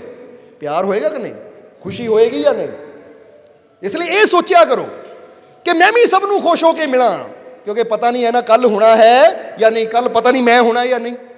ਇਸ ਲਈ ਜੇ ਜਾਣਾ ਹੀ ਹੈ, ਇਹਨਾਂ ਵੀ ਜਾਣਾ, ਮੈਂ ਵੀ ਜਾਣਾ ਹੀ ਹੈ ਦੁਨੀਆ ਤੋਂ ਇੱਕ ਦਿਨ, ਤਾਂ ਫਿਰ ਅੱਛੀ ਯਾਦ ਬਣ ਕੇ ਜਾਈਏ, ਸਭ ਨੂੰ ਖੁਸ਼ੀ ਦੇ ਕੇ ਜਾਈਏ, ਕਿਸੇ ਦੇ ਦਿਲ 'ਚ ਬੁਰੀਆਂ ਯਾਦਾਂ ਛੱਡ ਕੇ ਨਾ ਜਾਈਏ। ਕੋਈ ਇਹ ਨਾ ਕਵੇ ਚੰਗਾ ਹੋਇਆ ਮਰ ਗਿਆ, ਬੜਾ ਲੜਦਾ ਹੁੰਦਾ ਸੀ, ਬੜਾ ਸ਼ਰਾਬੀ ਸੀ, ਜੀਣਾ ਹਰਾਮ ਕੀਤਾ ਸੀ ਸਾਡਾ, ਚੰਗਾ ਹੋਇਆ ਦੁਨੀਆ ਤੋਂ ਚਲਾ ਗਿਆ। ਇਹਦਾ ਮਤਲਬ ਅਸੀਂ ਇਦਾਂ ਦੇ ਕਰਮ ਕਰਕੇ ਗਏ ਹਾਂ ਕਿ ਅਸੀਂ ਬੁਰੀ ਤਸਵੀਰ ਉਹਨੇ ਦਿਲਾਂ 'ਚ ਬਣਾ ਕੇ ਗਏ। ਬਲਕਿ ਕਿੱਦਾਂ ਦੇ ਕਰਮ ਹੋਣ ਸਾਡੇ ਕਿ ਜਦੋਂ ਦੁਨੀਆ ਤੋਂ ਜਾਈਏ ਤਾਂ ਲੋਕ ਇਹ ਗੱਲਾਂ ਕਰਨ ਕਿ ਵੀ ਇਦਾਂ ਦਾ ਇਨਸਾਨ ਦੁਬਾਰਾ ਨਹੀਂ ਲੱਭਣਾ, ਇਹ ਬੜਾ ਨੇਕ ਸੀ, ਬੜਾ ਅੱਛਾ ਸੀ, ਕਦੀ ਮੱਥੇ ਵੱਟ ਨਹੀਂ ਪਾਉਂਦਾ ਸੀ, ਸਭ ਨੂੰ ਮੁਸਕਰਾ ਕੇ ਮਿਲਦਾ ਸੀ, ਸਭ ਦਾ ਹਾਲ ਚਾਲ ਪੁੱਛਦਾ ਸੀ, ਸਭ ਨੂੰ ਮੋਟੀਵੇਸ਼ਨ ਦਿੰਦਾ ਸੀ, ਯਾਨੀ ਹਿੰਮਤ ਦਿੰਦਾ ਸੀ, ਸਭ ਨੂੰ ਹੌਸਲਾ ਦਿੰਦਾ ਸੀ। ਕੋਈ ਫਿਕਰ 'ਚ ਹੁੰਦਾ ਸੀ ਤਾਂ ਉਹਨੂੰ ਕਹਿੰਦਾ ਸੀ ਫਿਕਰ ਨਾ ਕਰ, ਆਪਣੇ ਰੱਬ ਤੇ ਯਕੀਨ ਰੱਖ, ਸਭ ਠੀਕ ਹੋਏਗਾ। ਸਭ ਨੂੰ ਹੌਸਲਾ ਦਿੰਦਾ ਜਾਂਦਾ ਸੀ, ਜਿੱਥੇ ਜਾਂਦਾ ਸੀ ਹਿੰਮਤ, ਹੌਸਲਾ, ਖੁਸ਼ੀਆਂ ਬਣਦਾ ਜਾਂਦਾ ਸੀ। ਵਾਕਈ ਅੱਜ ਬੜੀ ਕਮੀ ਮਹਿਸੂਸ ਹੋਣੀ ਹੈ ਇਹਦੀ। ਲੋਕੀ ਕਮੀ ਮਹਿਸੂਸ ਕਰਨ, ਸ਼ੁਕਰ ਨਾ ਕਰਨ ਕਿ ਸ਼ੁਕਰ ਹੈ ਚਲਾ ਗਿਆ। ਇਹਦਾ ਸੱਚ ਦੱਸਿਓ, ਕਈ ਵਾਰ ਤੁਹਾਡੇ ਘਰ 'ਚ ਵੀ ਕੋਈ ਇਦਾਂ ਦੇ ਰਿਸ਼ਤੇਦਾਰ, ਇਦਾਂ ਦੇ ਸੱਜਣ ਮਿੱਤਰ ਆ ਜਾਂਦੇ ਹੋਣੇ ਆ ਜਿਹੜੇ ਜਾਂਦੇ ਆ ਨਾ, ਸ਼ੁਕਰ ਹੈ ਚਲਾ ਗਿਆ ਭਰਾਵਾ, ਸ਼ੁਕਰ ਹੈ ਕਿਤੇ ਗਿਆ, ਕਿਉਂਕਿ ਪਤਾ ਉੱਦਾਂ ਤਾਂ ਕਹਿ ਨਹੀਂ ਸਕਦੇ, ਪਰ ਬਾਅਦ 'ਚੋਂ ਹੀ ਸ਼ੁਕਰ ਚੰਗਾ ਹੋਇਆ ਚਲਾ ਗਿਆ ਹੈ। ਇਹਦਾ ਮਤਲਬ ਕੀ ਹੈ? ਕਦੋਂ ਅਸੀਂ ਸ਼ੁਕਰ ਕਰਦੇ ਹਾਂ? ਜਿਹਨਾਂ ਸਾਡੀ ਜ਼ਿੰਦਗੀ 'ਚ ਟੈਨਸ਼ਨਾਂ, ਪਰੇਸ਼ਾਨੀਆਂ, ਚਿੰਤਾਵਾਂ ਭਰ ਦਿੰਦਾ, ਦੁੱਖ ਭਰ ਦਿੰਦਾ, ਇਹ ਕਹਿੰਦੇ ਸ਼ੁਕਰ ਹੈ। ਤਾਂ ਜਿਹੜਾ ਸਾਡੇ ਜੀਵਨ 'ਚ ਖੁਸ਼ੀਆਂ ਲੈ ਕੇ ਆਵੇ, ਜਿਹੜਾ ਸਾਡੇ ਜੀਵਨ 'ਚ ਆਨੰਦ ਲੈ ਕੇ ਆਵੇ, ਜਿਹੜਾ ਸਾਡੇ ਜੀਵਨ 'ਚ ਪਿਆਰ ਲੈ ਕੇ ਆਵੇ, ਉਹਨੂੰ ਅਸੀਂ ਪਤਾ ਕੀ ਕਹਿੰਦੇ ਆ? ਹੁਣ ਮੈਂ ਜਾਵਾਂ? ਉਹ ਨਹੀਂ ਯਾਰ, ਥੋੜ੍ਹੀ ਦੇਰ ਹੋਰ ਬਹਿ ਲਾ, ਹਾਲੇ ਤਾਂ ਟਾਈਮ ਹੀ ਕੁਛ ਨਹੀਂ ਹੋਇਆ। ਉਹ ਨਹੀਂ, ਸ਼ਾਮ ਹੋ ਗਈ, ਉਹ ਕੋਈ ਗੱਲ ਨਹੀਂ, ਅੱਜ ਰਾਤ ਹੀ ਮੇਰੇ ਕੋਲ ਰੋਕ ਲਾ, ਕੱਲ੍ਹ ਚੱਲਦੇ। ਜਿਹਦੇ ਨਾਲ ਖੁਸ਼ੀ ਮਿਲਦੀ ਹੈ ਨਾ, ਉਹਨੂੰ ਚਾਹ ਕੇ ਵੀ ਸਾਡਾ ਭੇਜਣ ਨੂੰ ਦਿਲ ਨਹੀਂ ਕਰਦਾ। ਤਾਂ ਜਿੱਥੇ ਖੁਸ਼ੀ ਨਹੀਂ ਹੈ ਉੱਥੇ ਤਾਂ ਹੁੰਦਾ ਕਿਹੜੇ ਵੇਲੇ ਜਾਵੇ ਖਹਿੜਾ ਛੱਡੇ ਮੇਰਾ। ਕਹਿ ਤਾਂ ਮੈਂ ਸਕਦਾ ਨਹੀਂ, ਪਰ ਅੰਦਰ ਹੀ ਅੰਦਰ ਕਦੋਂ ਜਾਏਗਾ, ਇੰਨਾ ਟਾਈਮ ਹੋ ਗਿਆ, ਉੱਠਦਾ ਹੀ ਨਹੀਂ। ਸੋ ਹੁਣ ਤੁਸੀਂ ਦੇਖਣਾ ਹੈ ਕਿ ਤੁਸੀਂ ਕਿਹਨਾਂ ਚੋਂ ਬਣਨਾ ਹੈ। ਉਹਨਾਂ ਚੋਂ ਬਣਨਾ ਹੈ ਕਿ ਲੋਕੀ ਦਿਲੇ ਦਿਲ ਤੁਹਾਡੇ ਜਾਣ ਦੀ ਕਾਮਨਾ ਕਰਨ, ਜਾਂ ਉਹਨਾਂ ਚੋਂ ਬਣਨਾ ਹੈ ਕਿ ਤੁਸੀਂ ਜਾਣਾ ਵੀ ਚਾਹੋ ਤਾਂ ਤੁਹਾਨੂੰ ਛੱਡਣਾ ਹੀ ਨਾ। ਨਹੀਂ ਭਾਈ, ਤੈਨੂੰ ਨਹੀਂ ਛੱਡਣਾ। ਤੇਰੇ ਵਰਗਾ ਬੰਦਾ ਨਾ ਮਿਲਿਆ ਤਾਂ ਨਾ ਹੀ ਮਿਲਣਾ ਹੈ। ਤੂੰ ਤਾਂ ਅੱਛਾ ਹੀ ਬਣਾ ਹੈ, ਕਿਉਂਕਿ ਹਰ ਕੋਈ ਅੱਛਾਈ ਨੂੰ ਚਾਹੁੰਦਾ ਹੈ, ਹਰ ਕੋਈ ਅੱਛਾਈ ਨੂੰ ਪਸੰਦ ਕਰਦਾ ਹੈ, ਹਰ ਕੋਈ ਅੱਛੇ ਨਾਲ ਪਿਆਰ ਕਰਦਾ ਹੈ। ਔਰ ਯਾਦ ਰੱਖੋ, ਅੱਜ ਲੋਕ ਕਹਿੰਦੇ ਹੈ ਕਿ ਕੋਈ ਮੇਰੇ ਨਾਲ ਪਿਆਰ ਨਹੀਂ ਕਰਦਾ, ਕੋਈ ਮੇਰੇ ਨਾਲ ਮੁਹੱਬਤ ਨਹੀਂ ਕਰਦਾ। ਉਹੀ ਕਹਿੰਦੇ ਕਿਉਂ ਮੰਗਤਾ ਬਣ ਕੇ ਮੁਹੱਬਤ ਨਹੀਂ ਕਰਦਾ, ਮੁਹੱਬਤ ਮੰਗਦਾ ਫਿਰਦਾ ਆ। ਤੈਨੂੰ ਮੰਗਣ ਦੀ ਲੋੜ ਨਹੀਂ, ਅੱਛਾਈ ਆਪਣੇ ਅੰਦਰ ਇੰਨੀ ਪੈਦਾ ਕਰ ਲੈ ਕਿ ਹਰ ਕੋਈ ਅੱਛਾਈ ਨੂੰ ਪਸੰਦ ਕਰਦਾ ਹੈ, ਹਰ ਕੋਈ ਅੱਛੇ ਨਾਲ ਪਿਆਰ ਕਰਦਾ ਹੈ। ਜਦੋਂ ਤੂੰ ਅੱਛਾ ਬਣ ਗਿਆ ਤਾਂ ਹਰ ਜਗ੍ਹਾ ਤੈਨੂੰ ਪਿਆਰ ਹੀ ਮਿਲੇਗਾ, ਕਿਉਂਕਿ ਜਿਹੜਾ ਫਲ ਮਿੱਠਾ ਹੋਵੇ ਨਾ, ਹਰ ਜਗ੍ਹਾ ਉਹਦੀ ਡਿਮਾਂਡ ਹੁੰਦੀ ਹੈ। ਤਾਂ ਜਿਹੜਾ ਫਲ ਹੀ ਖੱਟਾ ਹੋਵੇ, ਕੋੜਾ ਹੋਵੇ, ਉਹਨੂੰ ਕੋਈ ਵੇਚਣ ਦੀ ਕੋਸ਼ਿਸ਼ ਵੀ ਕਰੇ ਨਾ, ਲੈ ਇਹਨੂੰ ਕੋਈ ਵੇਚਣਾ, ਬੇਸਵਾਦਾ ਫਲ ਹੈ, ਪੈਸਾ ਖਰਾਬ ਕਰਨਾ ਮੈਂ ਆਪਣਾ। ਬੋਲੋ ਇਦਾਂ ਹੁੰਦੀ ਹੈ ਕਿ ਨਹੀਂ? ਤੁਸੀਂ ਇੱਕ ਅੰਗੂਰ ਵੀ ਲੈਣਾ ਹੋਵੇ ਨਾ, ਖਾ ਕੇ ਦੇਖਦੇ ਹੋ ਅੰਗੂਰ, ਇੱਕ ਦਾਣਾ ਤੋੜ ਕੇ ਮਿੱਠੇ ਹੈ ਭਾਈ, ਭਰ ਦੇ 2 ਕਿਲੋ ਦੇ ਦੇ, ਕਿਲੋ ਦੇ ਦੇ। ਤਾਂ ਜਿਹੜਾ ਅੰਗੂਰ ਖੱਟਾ ਹੋਵੇ ਉਹ ਕਹੇਗਾ ਵੀ ਨਾ, ਉਹ ਲੈ ਜਾ 5 ਰੁਪਏ ਸਸਤਾ। ਨਹੀਂ ਯਾਰ, ਖੱਟੇ ਹੈ, ਖੱਟਿਆਂ ਨੂੰ ਕੀ ਕਰਨਾ ਮੈਂ। ਇਸ ਲਈ ਜੀਵਨ 'ਚ ਖੱਟੇ ਨਹੀਂ ਬਣਨਾ ਅਸੀਂ, ਕਿਉਂਕਿ ਖੱਟੇ ਬਣ ਕੇ ਸਾਡੀ ਵੈਲਿਊ ਕੀ ਹੁੰਦਾ ਹੈ। ਖਰਾਬ ਚੀਜ਼ ਦਾ ਕੀ ਹੁੰਦਾ, ਜਰਾ ਦੱਸਿਓ ਸਾਨੂੰ। ਖਰਾਬ ਚੀਜ਼ ਦੀ ਜੋ ਕੀਮਤ ਹੁੰਦੀ ਉਹ ਤੋਂ ਵੀ ਥੱਲੇ ਵਿਕਦੀ ਹੈ ਉਹ। ਤਾਂ ਜਿਹੜੀ ਚੀਜ਼ ਗੁੱਡ ਹੋਵੇ, ਅੱਛੀ ਹੋਵੇ, ਉਹਦੀ ਜਿੰਨੀ ਕੀਮਤ ਹੁੰਦੀ ਨਾ, ਉਹ ਤੋਂ ਵੀ ਮਹਿੰਗੀ ਮਿਲਦੀ ਹੈ ਕਿ ਨਹੀਂ। ਹੁਣ ਤੁਸੀਂ ਆਪਣੀ ਕੀਮਤ ਵਧਾਣੀ ਹੈ ਜਾਂ ਘਟਾਣੀ ਹੈ, ਤੁਹਾਡੇ ਹੱਥ 'ਚ ਹੈ। ਕਿਉਂਕਿ ਜੈਸੀ ਤੁਹਾਡੀ ਕਰਨੀ ਹੋਣੀ ਹੈ ਨਾ, ਜੈਸੇ ਤੁਹਾਡੇ ਕਰਮ ਹੋਣੇ ਹੈ, ਉੱਦਾਂ ਹੀ ਤੁਸੀਂ ਆਪਣੀ ਕੀਮਤ ਬਣਾਉਣੀ ਹੈ। ਜੇ ਤੁਹਾਡੀ ਕਰਨੀ ਅੱਛੀ ਹੋਏਗੀ, ਤੁਹਾਡੇ ਅੰਦਰ ਪਿਆਰ ਹੋਏਗਾ, ਮੁਹੱਬਤ ਹੋਏਗੀ ਕਿ ਮੈਂ ਸਭ ਨਾਲ ਪਿਆਰ ਕਰਦਾ, ਕੋਈ ਨਫ਼ਰਤ ਨਹੀਂ ਹੈ ਮੇਰੇ ਦਿਲ 'ਚ, ਤਾਂ ਤੁਹਾਡੀ ਵੈਲਿਊ ਰੱਬ ਦੀਆਂ ਨਜ਼ਰਾਂ 'ਚ ਵਧੇਗੀ, ਤਾਂ ਸੰਸਾਰ ਦੀਆਂ ਨਜ਼ਰਾਂ 'ਚ ਵੀ ਤੁਹਾਡੀ ਵੈਲਿਊ, ਕੀਮਤ ਵੱਧ ਜਾਏਗੀ। ਤਾਂ ਜੇ ਤੁਸੀਂ ਜਗ੍ਹਾ ਜਗ੍ਹਾ ਨਿੰਦਿਆ ਕਰਦੇ ਫਿਰਦੇ ਹੋ, ਚੁਗਲੀ ਕਰਦੇ ਫਿਰਦੇ ਹੋ, ਲੜਾਈ ਕਰਦੇ ਫਿਰਦੇ ਹੋ, ਇਹਦੀ ਨਿੰਦਿਆ ਕਰਤੀ, ਇਹਨੂੰ ਉਹਦੇ ਕੋਲ ਨਿੰਦ ਦਿੱਤਾ, ਉਹਨੂੰ ਇਹਦੇ ਕੋਲ ਨਿੰਦ ਦਿੱਤਾ। ਕਿਉਂਕਿ ਕਈ ਦੇਖੇ ਅਸੀਂ ਬੈਠੇ ਬੈਠੇ ਨਾ, ਇੱਧਰਲੀਆਂ ਗੱਲਾਂ ਉੱਧਰ, ਉੱਧਰਲੀਆਂ ਗੱਲਾਂ ਇੱਧਰ, ਉਹ ਇੱਦਾਂ ਮਜ਼ਾ ਲੈਂਦੇ ਆ ਉਹ ਕਰਨ ਦਾ, ਪਰ ਇਹ ਨਹੀਂ ਪਤਾ ਕਿ ਮਜ਼ਾ ਅਸੀਂ ਲੈਂਦੇ ਆ ਤਾਂ ਆਪਣਾ ਗਵਾ ਕੀ ਰਹੇ ਅਸੀਂ ਆਪਣੀ ਵੈਲਿਊ ਘਟਾ ਰਹੇ ਹਾਂ, ਆਪਣੇ ਜੀਵਨ ਨੂੰ ਦੁੱਖਾਂ ਦਰਦਾਂ ਦੀ ਤਰਫ ਲੈ ਕੇ ਜਾ ਰਹੇ ਹਾਂ। ਕਿਉਂਕਿ ਯਾਦ ਰੱਖੋ ਕਿ ਜੈਸਾ ਅਸੀਂ ਕਰਮ ਕਰਨਾ ਨਾ, ਵੈਸਾ ਫਲ ਮਿਲ ਕੇ ਰਹਿਣਾ ਹੈ। ਇੱਥੇ ਇੱਕ ਛੋਟੀ ਜਿਹੀ ਕਹਾਣੀ ਤੁਹਾਨੂੰ ਸੁਣਾਵਾਂਗੇ, ਫਿਰ ਸਤਸੰਗ ਨੂੰ ਸਮਾਪਤੀ ਤਰਫ ਲੈ ਕੇ ਜਾਵਾਂਗੇ। ਕਿ ਕਈ ਵਾਰ ਇਨਸਾਨ ਕਹਿ ਦਿੰਦਾ ਹੈ, ਰੱਬਾ ਮੇਰੇ ਜੀਵਨ 'ਚ ਤਕਲੀਫ ਕਿਉਂ ਦਿੱਤੀ, ਮੈਨੂੰ ਇਹ ਪਰੇਸ਼ਾਨੀਆਂ ਕਿਉਂ ਦਿੱਤੀਆਂ, ਮੈਨੂੰ ਇਹ ਦੁੱਖ ਕਿਉਂ ਦਿੱਤੇ ਹੈ, ਰੱਬਾ ਤੂੰ ਮਾੜਾ ਕੀਤਾ ਮੇਰੇ ਨਾਲ। ਹੋ ਸਕਦਾ ਤੁਹਾਡੇ ਅੰਦਰ ਵੀ ਕੋਈ ਹੋਵੇ ਕਿ ਮੈਨੂੰ ਇਹ ਦੁੱਖ ਕਿਉਂ ਆਇਆ, ਮੇਰੇ ਜੀਵਨ 'ਚ ਪਰੇਸ਼ਾਨੀ ਕਿਉਂ ਆਈ। ਤੇ ਕਹਾਣੀ ਤੁਹਾਨੂੰ ਸੁਣਾਣੀ ਹੈ, ਸੋਚ ਸਮਝ ਕੇ ਇਹਦਾ ਜਵਾਬ ਦੇਣਾ ਤੁਸੀਂ। ਇੱਕ ਬੋਧ ਕਥਾ ਹੈ। ਕੀ ਹੈ? ਬੋਧ ਕਥਾ। ਕਿ ਇੱਕ ਵਾਰ ਨਾ ਇੱਕ ਨਗਰ ਦੇ ਵਿੱਚ ਇੱਕ ਕਵੀ ਸੀ, ਜਿਹੜਾ ਬੜੀਆਂ ਸੁੰਦਰ ਕਵਿਤਾਵਾਂ ਗਾਉਂਦਾ ਸੀ, ਬੜੇ ਸੁੰਦਰ ਸ਼ੇਅਰ ਪੜ੍ਹਦਾ ਸੀ। ਜਦੋਂ ਬਹਿ ਜਾਂਦਾ ਸੀ ਤਾਂ ਇੰਨੇ ਸੁੰਦਰ ਕਵਿਤਾਵਾਂ ਸੁਣਾਉਂਦਾ ਸੀ, ਇੰਨੀ ਸ਼ਾਇਰੀ ਵਧੀਆ ਕਰਦਾ ਸੀ ਕਿ ਲੋਕ ਖੁਸ਼ ਹੁੰਦੇ ਸੀ, ਤਾੜੀਆਂ ਵਜਾਉਂਦੇ ਸੀ। ਤੇ ਇੱਕ ਦਿਨ ਉਹ ਰਾਜੇ ਦੇ ਮਹਿਲ ਦੇ ਕੋਲ ਦੀ ਜਾ ਰਿਹਾ ਹੈ, ਤਾਂ ਦੇਖਿਆ ਕਿ ਛੱਤ ਦੇ ਉੱਪਰ ਨਾ ਰਾਜੇ ਦੀ ਰਾਣੀ, ਉਹਦੀਆਂ ਦਾਸੀਆਂ ਸੈਰ ਕਰ ਰਹੀਆਂ ਹੈ। ਤਾਂ ਉਹਨਾਂ ਦੇਖਿਆ, ਕਮਾਲ ਦੀ ਗੱਲ ਹੈ, ਰਾਣੀ ਵੀ ਕਿੰਨੀ ਸੁੰਦਰ, ਉਹਦੀਆਂ ਦਾਸੀਆਂ ਕਿੰਨੀਆਂ ਸੁੰਦਰ, ਕਦੀ ਮਹਿਲ ਅੰਦਰ ਜਾਣ ਦਾ ਮੌਕਾ ਨਹੀਂ ਮਿਲਿਆ। ਕੁਛ ਇੱਦਾਂ ਦਾ ਹੋ ਜਾਵੇ ਕਿ ਲੋਕਾਂ ਨੂੰ ਤਾਂ ਬਹੁਤ ਖੁਸ਼ ਕਰ ਲਿਆ, ਜੇ ਮਹਿਲ 'ਚ ਰਹਿਣ ਦਾ ਮੌਕਾ ਮਿਲ ਜਾਵੇ ਮੈਨੂੰ, ਤਾਂ ਫਿਰ ਤਾਂ ਜ਼ਿੰਦਗੀ ਸਵਰਗ ਬਣ ਜਾਵੇ।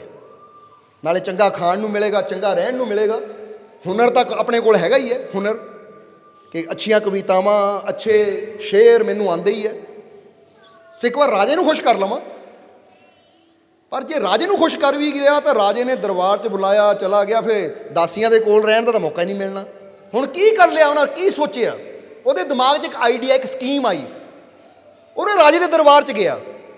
ਕਿੱਦਾਂ ਪੇਸ਼ ਹੋਇਆ? ਅੰਨਾ ਬਣ ਕੇ। ਕਿੱਦਾਂ ਪੇਸ਼ ਹੋਇਆ? ਅੰਨਾ ਬਣ ਕੇ, ਕਿ ਮੈਂ ਅੰਨਾ ਆ, ਮੈਨੂੰ ਨਜ਼ਰ ਨਹੀਂ ਆਉਂਦਾ। ਜਾ ਕੇ ਰਾਜੇ ਨੂੰ ਸੰਦੇਸ਼ ਦਿੱਤਾ ਕਿ ਇੱਕ ਕਵੀ ਆਇਆ ਹੈ, ਬਹੁਤ ਅੱਛਾ ਕਵੀ ਹੈ, ਬਹੁਤ ਅੱਛੀਆਂ ਕਵਿਤਾਵਾਂ ਕਹਿੰਦਾ ਹੈ, ਸ਼ੇਰ ਬੋਲਦਾ ਹੈ, ਪਰ ਹੈ ਅੱਖਾਂ ਤੋਂ ਅੰਨਾ। ਰਾਜਾ ਸਾਹਿਬ, ਉਹ ਤੁਹਾਨੂੰ ਨਾ ਆਪਣੀ ਕਵਿਤਾਵਾਂ ਸੁਣਾਉਣੀਆਂ ਚਾਹੁੰਦਾ ਹੈ। ਰਾਜੇ ਨੂੰ ਤਰਸ ਆਇਆ, ਕਹਿੰਦੇ ਅੰਨਾ ਹੈ ਤਾਂ ਲਿਆਓ ਭਜਾਈ। ਕਿਉਂਕਿ ਸੁਜਾਖਾ ਹੁੰਦਾ ਤਾਂ ਸ਼ਾਇਦ ਕਹਿ ਦਿੰਦੇ ਕਿ ਹਾਲੇ ਟਾਈਮ ਨਹੀਂ ਹੈ, ਪਰ ਹੁਣ ਚਲੋ ਐਡੀ ਦੂਰੋਂ ਉਹ ਬੰਦਾ ਆਇਆ ਜਿਹਨੂੰ ਅੱਖਾਂ ਤੋਂ ਨਜ਼ਰ ਨਹੀਂ ਆਉਂਦਾ, ਲਿਆਓ।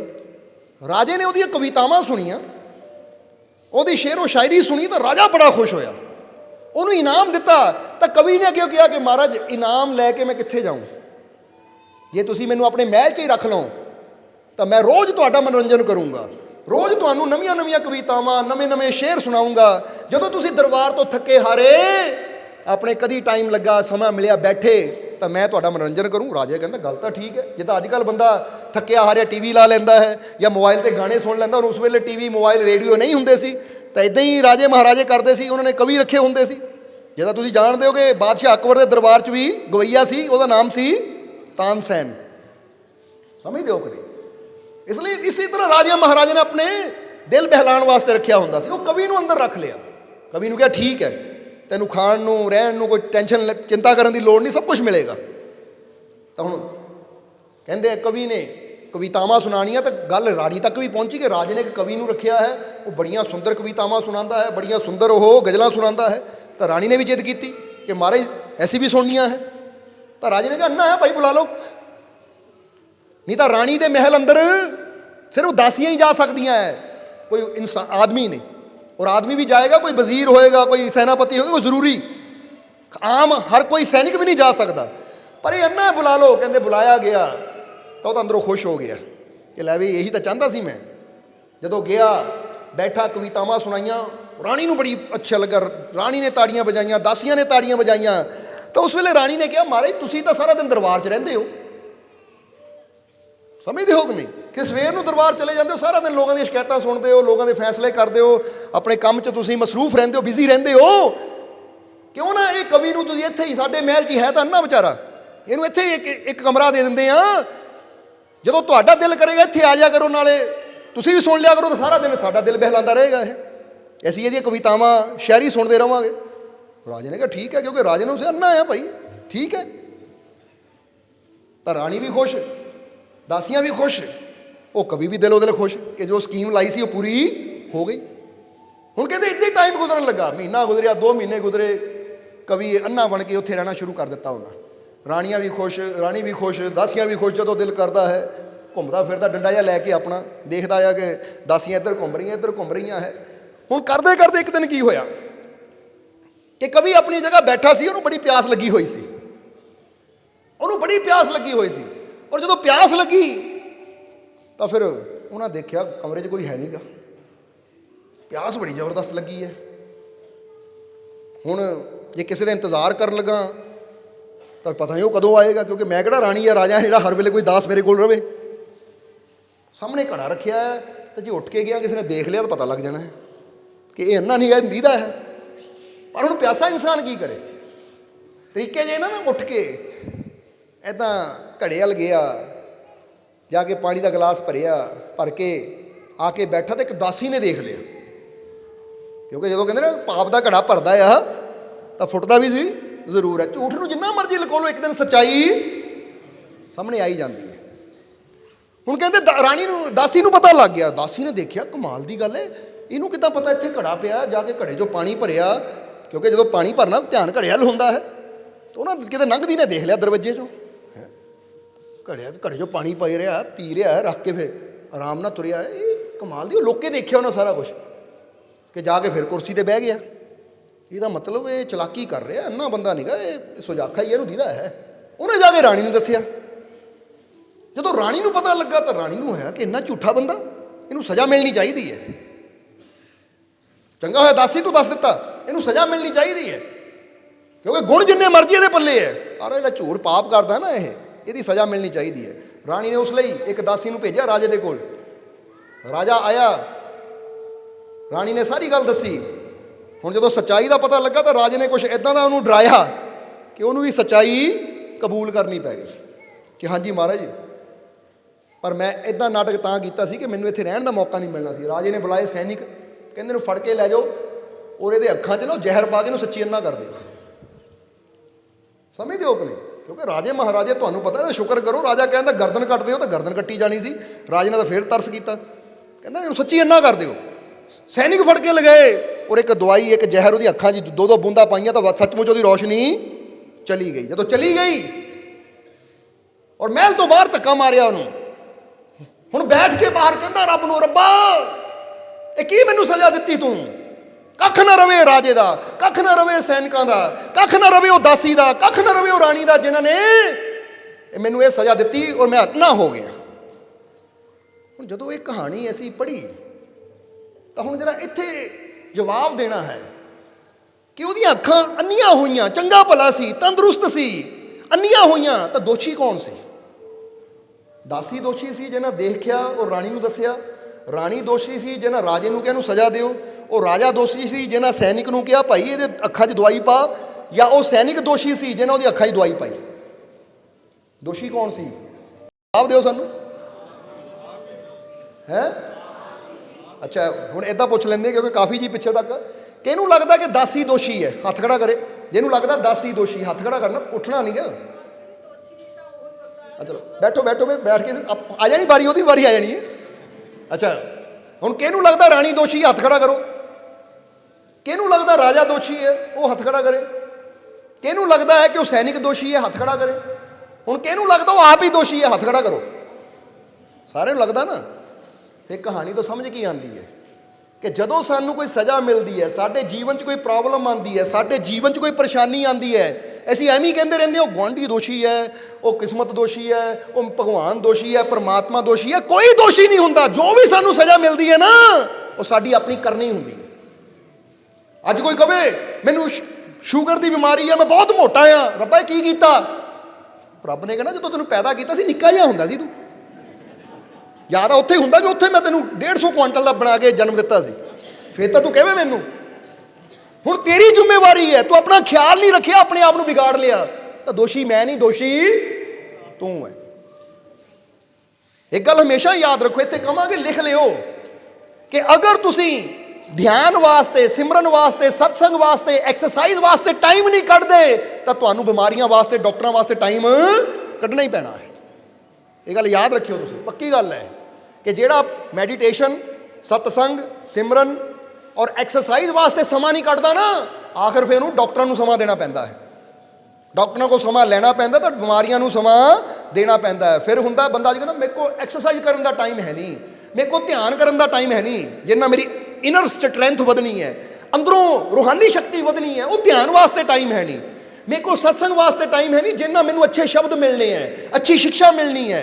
ਮੇਰੇ ਕੋਲ ਐਕਸਰਸਾਈਜ਼ ਵਾਸਤੇ ਟਾਈਮ ਹੈ ਨਹੀਂ, ਤਾਂ ਇੱਕ ਦਿਨ ਇਹਨਾਂ ਹੀ ਫਿਰ ਪਤਾ ਕੀ ਕਹਿਣਾ ਹੈ, ਹਾਏ ਮੈਨੂੰ ਹਾਰਟ ਦੀ ਪ੍ਰੋਬਲਮ, ਮੈਨੂੰ ਗੋਡਿਆਂ ਦੀ ਪ੍ਰੋਬਲਮ, ਹੁਣ ਡਾਕਟਰ ਕੋਲ ਜਾ ਕੇ ਐਡਮਿਟ ਹੋਣਾ ਪੈਣਾ ਹੈ। ਫਿਰ ਆਓ ਦਵਾਈਆਂ ਖਾਓ, ਫਿਰ ਬੈਠੇ ਰਹੋ ਸਾਰੀ ਜ਼ਿੰਦਗੀ ਨਿਕੰਮੇ ਜਿਹੇ ਬਣ ਕੇ, ਕਿ ਹੁਣ ਕੋਈ ਕੰਮ ਨਾ ਦੌੜ ਕੇ ਕਰ ਸਕਦੇ ਆ, ਨਾ ਹੀ ਆਪਣਾ ਕੋਈ ਹੋਰ ਹੈ। ਇਸ ਲਈ ਡਾਕਟਰਾਂ ਵਾਸਤੇ ਟਾਈਮ ਨਾ ਕੱਢਣਾ ਪਵੇ, ਦਵਾਈਆਂ ਵਾਸਤੇ ਟਾਈਮ ਨਾ ਕੱਢਣਾ ਪਵੇ, ਅੱਜ ਹੀ ਟਾਈਮ ਕੱਢਣਾ ਸ਼ੁਰੂ ਕਰ ਦਿਓ ਧਿਆਨ ਵਾਸਤੇ, ਸਿਮਰਨ ਵਾਸਤੇ, ਐਕਸਰਸਾਈਜ਼ ਵਾਸਤੇ, ਕਸਰਤ ਵਾਸਤੇ। ਚਾਹੇ ਸੈਰ ਕਰੋ ਥੋੜੀ ਬਹੁਤੀ, ਚਾਹੇ ਯੋਗਾ ਕਰੋ, ਚਾਹੇ ਜਿਮ ਜੁਆਇਨ ਕਰੋ, ਕੁਛ ਵੀ ਕਰੋ, ਪਰ ਆਪਣੀ ਬਾਡੀ ਨਾਲ ਕੁਛ ਨਾ ਕੋਈ ਮੂਵਮੈਂਟ ਕਰੋ ਤਾਂ ਕਿ ਤੁਸੀਂ ਸਰੀਰਕ ਤੌਰ ਤੇ ਫਿੱਟ ਰਹੋ। ਧਿਆਨ ਕਰੋ ਤਾਂ ਕਿ ਰੂਹਾਨੀ ਤੌਰ ਤੇ ਫਿੱਟ ਰਹੀਏ। ਸਤਸੰਗ ਸੁਣੋ ਤਾਂ ਕਿ ਸਾਡਾ ਮਾਈਂਡ ਵੀ ਸੈੱਟ ਰਵੇ, ਇੱਧਰ ਉੱਧਰ ਭਟਕੇ ਨਾ। ਕਿਉਂਕਿ ਜਿੱਦਾਂ ਦੇ ਵਾਤਾਵਰਣ 'ਚ ਅਸੀਂ ਰਹਿਣਾ ਨਾ, ਜਿੱਦਾਂ ਦੀਆਂ ਗੱਲਾਂ ਸੁਣਨੀਆਂ ਹੈ, ਜਿੱਦਾਂ ਦੀ ਚੀਜ਼ਾਂ ਦੇਖਣੀਆਂ, ਉਹਦਾ ਅਸਰ ਸਾਡੇ ਪ੍ਰਭਾਵ ਸਾਡੇ ਜੀਵਨ ਤੇ ਪੈ ਕੇ ਰਹਿਣਾ। ਜਿੱਦਾਂ ਅਸੀਂ ਕਈ ਵਾਰ ਦੱਸੀਦਾ ਹੈ, ਡਰਾਉਣੀਆਂ ਫਿਲਮਾਂ ਦੇਖੋਗੇ ਤਾਂ ਤੁਹਾਡੇ ਅੰਦਰ ਡਰ ਪੈਦਾ ਹੋਣਾ ਹੈ। ਕਾਮੇਡੀ ਫਿਲਮ ਦੇਖੋਗੇ ਤੁਹਾਡੇ ਅੰਦਰ ਹੱਸੀ ਪੈਦਾ ਹੋਣੀ, ਤੁਸੀਂ ਹੱਸੋਗੇ। ਕੋਈ ਐਕਸ਼ਨ ਮੂਵੀ ਦੇਖੋਗੇ ਤੁਹਾਡੇ ਅੰਦਰ ਗੁੱਸਾ ਆਏਗਾ, ਤੁਹਾਡੀਆਂ ਮੁੱਠੀਆਂ ਵੀ ਇੱਦਾਂ ਹੋ ਜਾਣਗੀਆਂ, ਯਾਰ ਮਾਰਦਾ ਮੈਨੂੰ ਉੱਦਾਂ ਕਰ ਦੇਣਾ, ਹੁੰਦਾ ਕਿ ਨਹੀਂ? ਕਿਉਂਕਿ ਜਿੱਦਾਂ ਦੀ ਅਸੀਂ ਚੀਜ਼ ਦੇਖਦੇ ਹਾਂ ਉਹਦਾ ਪ੍ਰਭਾਵ ਸਾਡੇ ਤੇ ਪੈਣਾ ਸ਼ੁਰੂ ਹੋ ਜਾਂਦਾ। ਤੇ ਜੇ ਸਤਸੰਗ ਸੁਣਾਂਗੇ, ਸੰਤਾਂ ਗੁਰੂਆਂ ਰਹਿਬਰਾਂ ਦੇ ਵਚਨ ਸੁਣਾਂਗੇ, ਤਾਂ ਅੰਦਰ ਕੀ ਹੋਏਗਾ? ਰੱਬ ਦਾ ਵਿਸ਼ਵਾਸ। ਔਰ ਇਹ ਵਿਸ਼ਵਾਸ ਸਭ ਤੋਂ ਜ਼ਰੂਰੀ ਹੈ ਪ੍ਰਭੂ ਦੀਆਂ ਰਹਿਮਤਾਂ ਨੂੰ ਹਾਸਲ ਕਰਨ ਵਾਸਤੇ। ਇਸ ਲਈ ਕੋਈ ਘਰ 'ਚ ਬਿਮਾਰ ਹੁੰਦਾ ਹੈ, ਕੋਈ ਘਰ 'ਚ ਪਰੇਸ਼ਾਨ ਹੁੰਦਾ ਹੈ ਨਾ, ਉਹਨੂੰ ਸਤਸੰਗ ਜ਼ਰੂਰ ਸੁਣਾਓ, ਕਿਉਂਕਿ ਇਹਦੇ ਨਾਲ ਪੋਜ਼ਿਟਿਵਿਟੀ ਮਿਲਦੀ ਹੈ। ਸਮਝਦੇ ਹੋ ਕਿ ਨਹੀਂ? ਇਸ ਲਈ ਹੁਣ ਤੁਸੀਂ ਮੰਨ ਲਿਆ ਨਾ ਦੋਸ਼ੀ ਕੌਣ ਹੈ? ਉਹ ਆਦਮੀ ਆਪ ਹੈ। ਹੁਣ ਦੇਖੋ ਤੁਹਾਡੇ ਜੀਵਨ 'ਚ ਇਸ ਲਈ ਕੀ ਪ੍ਰੋਬਲਮ ਹੈ, ਤਾਂ ਹੁਣ ਤੁਸੀਂ ਕਿਹਨੂੰ ਦੋਸ਼ੀ ਕਹੋਗੇ? ਇਹ ਕਹਾਣੀ ਤੋਂ ਪਤਾ ਲੱਗਦਾ ਕਿ ਕਿਤੇ ਨਾ ਕਿਤੇ ਅਗਰ ਵਿਚਾਰ ਕੀਤਾ ਜਾਵੇ, ਹੁਣ ਬੰਦਾ ਕਹੇ ਜੀ ਮੈਨੂੰ ਗੁੱਸਾ ਆ ਗਿਆ, ਦੋਸ਼ੀ ਕੌਣ? ਦੋਸ਼ੀ ਉਹ ਹੈ, ਉਹਨੇ ਗਾਲ ਕੱਢੀ, ਉਹਨਾਂ ਬੁਰਾ ਬੋਲਿਆ, ਮੈਨੂੰ ਗੁੱਸਾ ਆ ਗਿਆ, ਉਹ ਦੋਸ਼ੀ ਉਹ ਨਹੀਂ ਹੈ। ਤੁਹਾਡੇ ਅੰਦਰ ਗੁੱਸਾ ਸੀ, ਕ੍ਰੋਧ ਸੀ, ਉਹ ਗੁੱਸਾ ਬਾਹਰ ਆ ਗਿਆ। ਤਾਂ ਜੇ ਤੁਸੀਂ ਮੈਡੀਟੇਸ਼ਨ ਦੇ ਨਾਲ, ਅੱਛਾਈ ਦੇ ਨਾਲ, ਸੱਚਾਈ ਦੇ ਨਾਲ ਆਪਣੇ ਕ੍ਰੋਧ ਨੂੰ ਖਤਮ ਕੀਤਾ ਹੁੰਦਾ, ਤਾਂ ਮਜਾਲ ਹੈ ਤੁਹਾਨੂੰ ਗੁੱਸਾ ਆ ਜਾਂਦਾ, ਮਜਾਲ ਹੈ ਤੁਹਾਡਾ ਮਨ ਸ਼ਾਂਤ ਹੋ ਜਾਂਦਾ, ਮਜਾਲ ਹੈ। ਕਿਉਂਕਿ ਯਾਦ ਰੱਖੋ, ਡਰ, ਚਿੰਤਾ, ਪਰੇਸ਼ਾਨੀਆਂ, ਤਕਲੀਫਾਂ ਸਭ ਦੇ ਜੀਵਨ 'ਚ ਹੁੰਦੀਆਂ ਹੈ।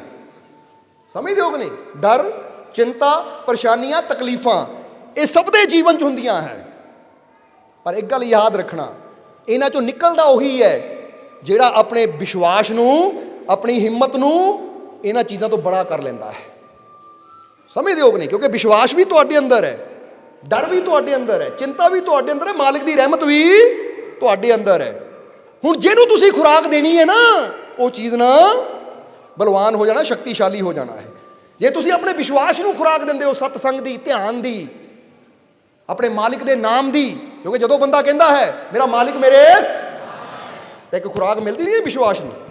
ਜਾਂ ਬੰਦਾ ਕਹਿੰਦਾ ਮੈਨੂੰ ਆਪਣੇ ਮਾਲਿਕ ਤੇ ਪੂਰਾ, ਤਾਂ ਇੱਕ ਵਿਸ਼ਵਾਸ ਵੱਧਦਾ ਕਿ ਨਹੀਂ? ਇਹ ਖੁਰਾਕ ਮਿਲਦੀ ਹੈ ਸਾਡੇ ਵਿਸ਼ਵਾਸ ਨੂੰ। ਔਰ ਜਿੰਨੀ ਵਿਸ਼ਵਾਸ ਨੂੰ ਖੁਰਾਕ ਮਿਲੇਗੀ, ਉਨੀ ਸਾਡੇ ਵਿਸ਼ਵਾਸ ਦੀ ਸ਼ਕਤੀ ਵਧੇਗੀ। ਔਰ ਜਿੰਨੀ ਵਿਸ਼ਵਾਸ ਦੀ ਸ਼ਕਤੀ ਵਧੇਗੀ, ਉਨਾ ਡਰ, ਚਿੰਤਾਵਾਂ, ਪਰੇਸ਼ਾਨੀਆਂ ਕਮਜ਼ੋਰ ਹੁੰਦੀਆਂ ਚਲੀਆਂ ਜਾਣਗੀਆਂ।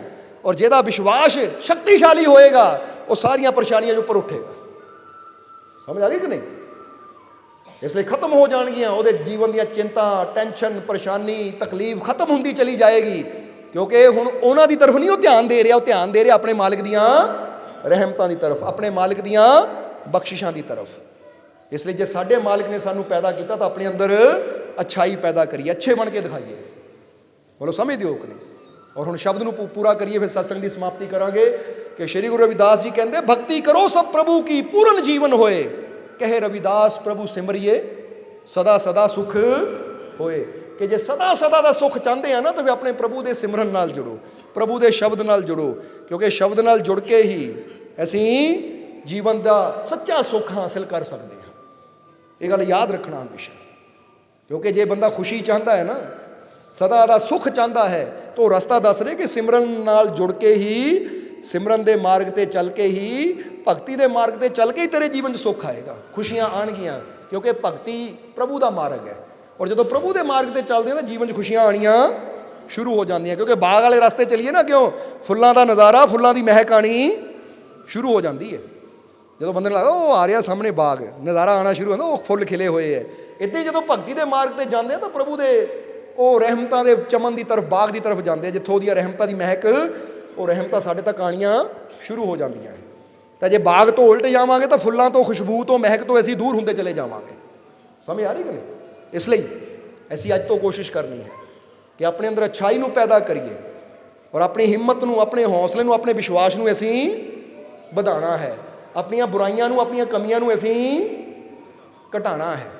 ਸਮਝਦੇ ਹੋ ਕਿ ਨਹੀਂ? ਅੱਛੇ ਬਣ ਕੇ ਦਿਖਾਉਣਾ ਹੈ, ਤਾਂ ਕਿ ਭਗਵਾਨ ਵੀ ਕਹਿ ਸਕੇ ਉਸ ਮੂਰਤੀਕਾਰ ਨੂੰ ਕਿ ਦੇਖ, ਤੂੰ ਕਹਿੰਦਾ ਸੀ ਕਿ ਮੈਂ ਜਿਸ ਪੱਥਰ ਨੂੰ ਬਣਾਇਆ ਉਹ ਭਗਵਾਨ ਹੋ ਗਿਆ, ਤੂੰ ਜਿਸ ਇਨਸਾਨ ਨੂੰ ਬਣਾਇਆ ਉਹ ਸ਼ੈਤਾਨ ਹੋ ਗਿਆ। ਤਾਂ ਅੱਜ ਦੇਖ ਕਿ ਮੇਰਾ ਬਣਾਇਆ ਹੋਇਆ ਇਨਸਾਨ ਵੀ ਮੇਰੇ ਗੁਣਾਂ ਨੂੰ ਪਹਿਚਾਣ ਕੇ, ਮੇਰੀ ਅੱਛਾਈ ਨੂੰ ਪਹਿਚਾਣ ਕੇ, ਮੇਰੇ ਨਾਲ ਜੁੜ ਕੇ ਅੱਜ ਇਨਸਾਨ ਤੋਂ ਭਗਵਾਨ ਹੋ ਗਿਆ।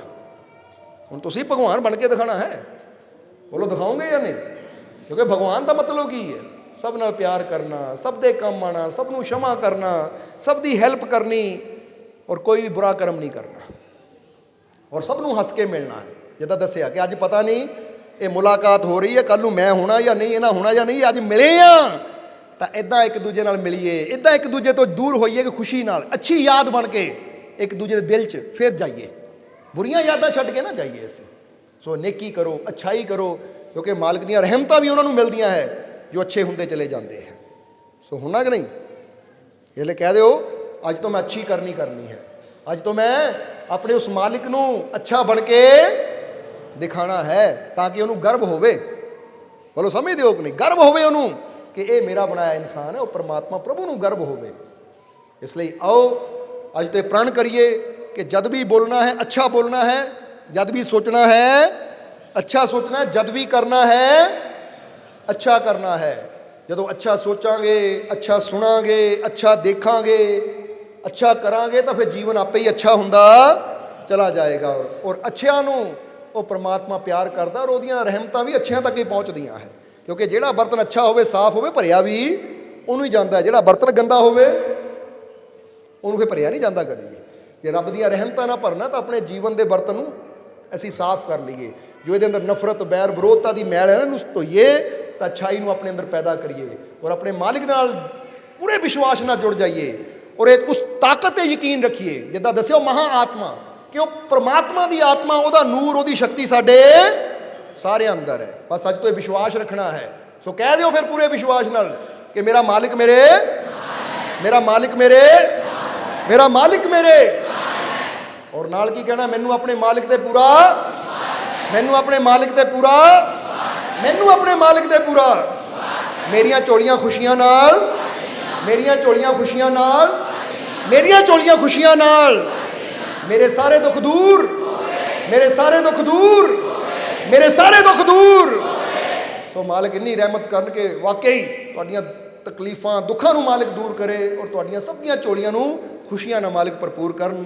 ਔਰ ਹੁਣ ਇਹਨਾਂ ਵਚਨਾਂ ਨਾਲ ਹੀ ਅਸੀਂ ਅੱਜ ਦੇ ਸਤਸੰਗ ਦੀ ਸਮਾਪਤੀ ਕਰਾਂਗੇ ਔਰ ਅੰਤ ਵਿੱਚ ਇਹੀ ਉਸ ਮਾਲਕ ਦੇ ਚਰਨਾਂ 'ਚ ਅਰਦਾਸ ਬੇਨਤੀ ਕਰਾਂਗੇ ਕਿ ਮਾਲਕ ਤੁਹਾਨੂੰ ਸਭ ਨੂੰ ਨਾਮ ਨਾਲ ਜੁੜਨ ਦੀ ਤਾਕਤ ਦੇਣ, ਨਾਮ ਜਪਣ ਦੀ, ਸਿਮਰਨ ਕਰਨ ਦੀ, ਮੈਡੀਟੇਸ਼ਨ ਕਰਨ ਦੀ, ਧਿਆਨ ਕਰਨ ਦੀ ਸਮਝ ਦੇਣ ਮਾਲਕ ਤੁਹਾਨੂੰ, ਔਰ ਤੁਹਾਡੇ ਅੰਦਰ ਸੱਚਾ ਪ੍ਰੇਮ, ਸੱਚਾ ਵਿਸ਼ਵਾਸ ਮਾਲਕ ਪੈਦਾ ਕਰ ਦੇਣ ਔਰ ਆਪਣੀ ਰਹਿਮਤ, ਆਪਣੀ ਬਖਸ਼ਿਸ਼, ਆਪਣੀ ਕਿਰਪਾ ਹਮੇਸ਼ਾ ਮਾਲਕ ਤੁਹਾਡੇ ਤੇ ਬਣਾਏ ਰੱਖਣ। ਆਉਣ ਵਾਲਾ ਸਮਾਂ ਤੁਹਾਡੇ ਸਭ ਦੇ ਵਾਸਤੇ ਖੁਸ਼ੀਆਂ ਭਰਿਆ, ਕਾਮਯਾਬੀ, ਸਫਲਤਾ ਭਰਿਆ ਆਵੇ। ਹਰ ਤਕਲੀਫ, ਹਰ ਦੁੱਖ ਨੂੰ ਮਾਲਕ ਤੁਹਾਡੇ ਦੂਰ ਕਰਨ ਔਰ ਆਪਣੀ ਕਿਰਪਾ, ਦਿਆ, ਮਿਹਰ ਹਮੇਸ਼ਾ ਮਾਲਕ ਤੁਹਾਡੇ ਤੇ ਬਣਾਏ ਰੱਖਣ। ਔਰ ਅੱਜ ਜਿੰਨੇ ਜੀਵ ਵੀ ਉਸ ਮਾਲਕ ਦੇ ਘਰ 'ਚ ਪਹੁੰਚੇ ਹੈ, ਮਾਲਕ ਤੁਹਾਡੀ ਸਭ ਦੀ ਹਾਜ਼ਰੀ ਆਪਣੇ ਚਰਨਾਂ 'ਚ ਕਬੂਲ ਕਰਨ।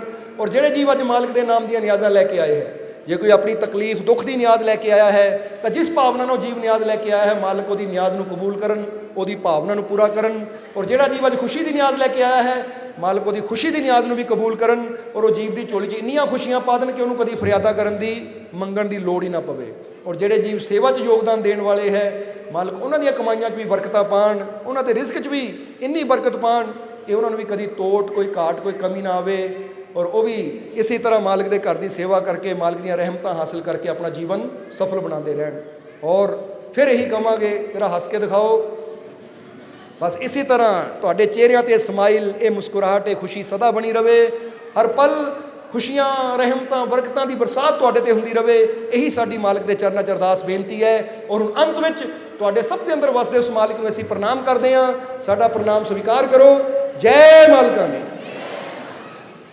वीडियो अच्छी लगी हो तो कृपया इसे शेयर जरूर करें। आपके शेयर करने से अगर किसी की जिंदगी में अच्छा बदलाव आता है, पॉजिटिव चेंज आती है, तो ये भी आपकी तरफ से किया गया एक नेक कर्म होगा, एक सेवा होगी। तो वीडियो को शेयर जरूर करें और वीडियो देखने के लिए सर्व संजय दरबार कांटियां शरीफ यूट्यूब चैनल को सब्सक्राइब करें और फेसबुक पेज को फॉलो करना ना भूलें। जय मालका दी।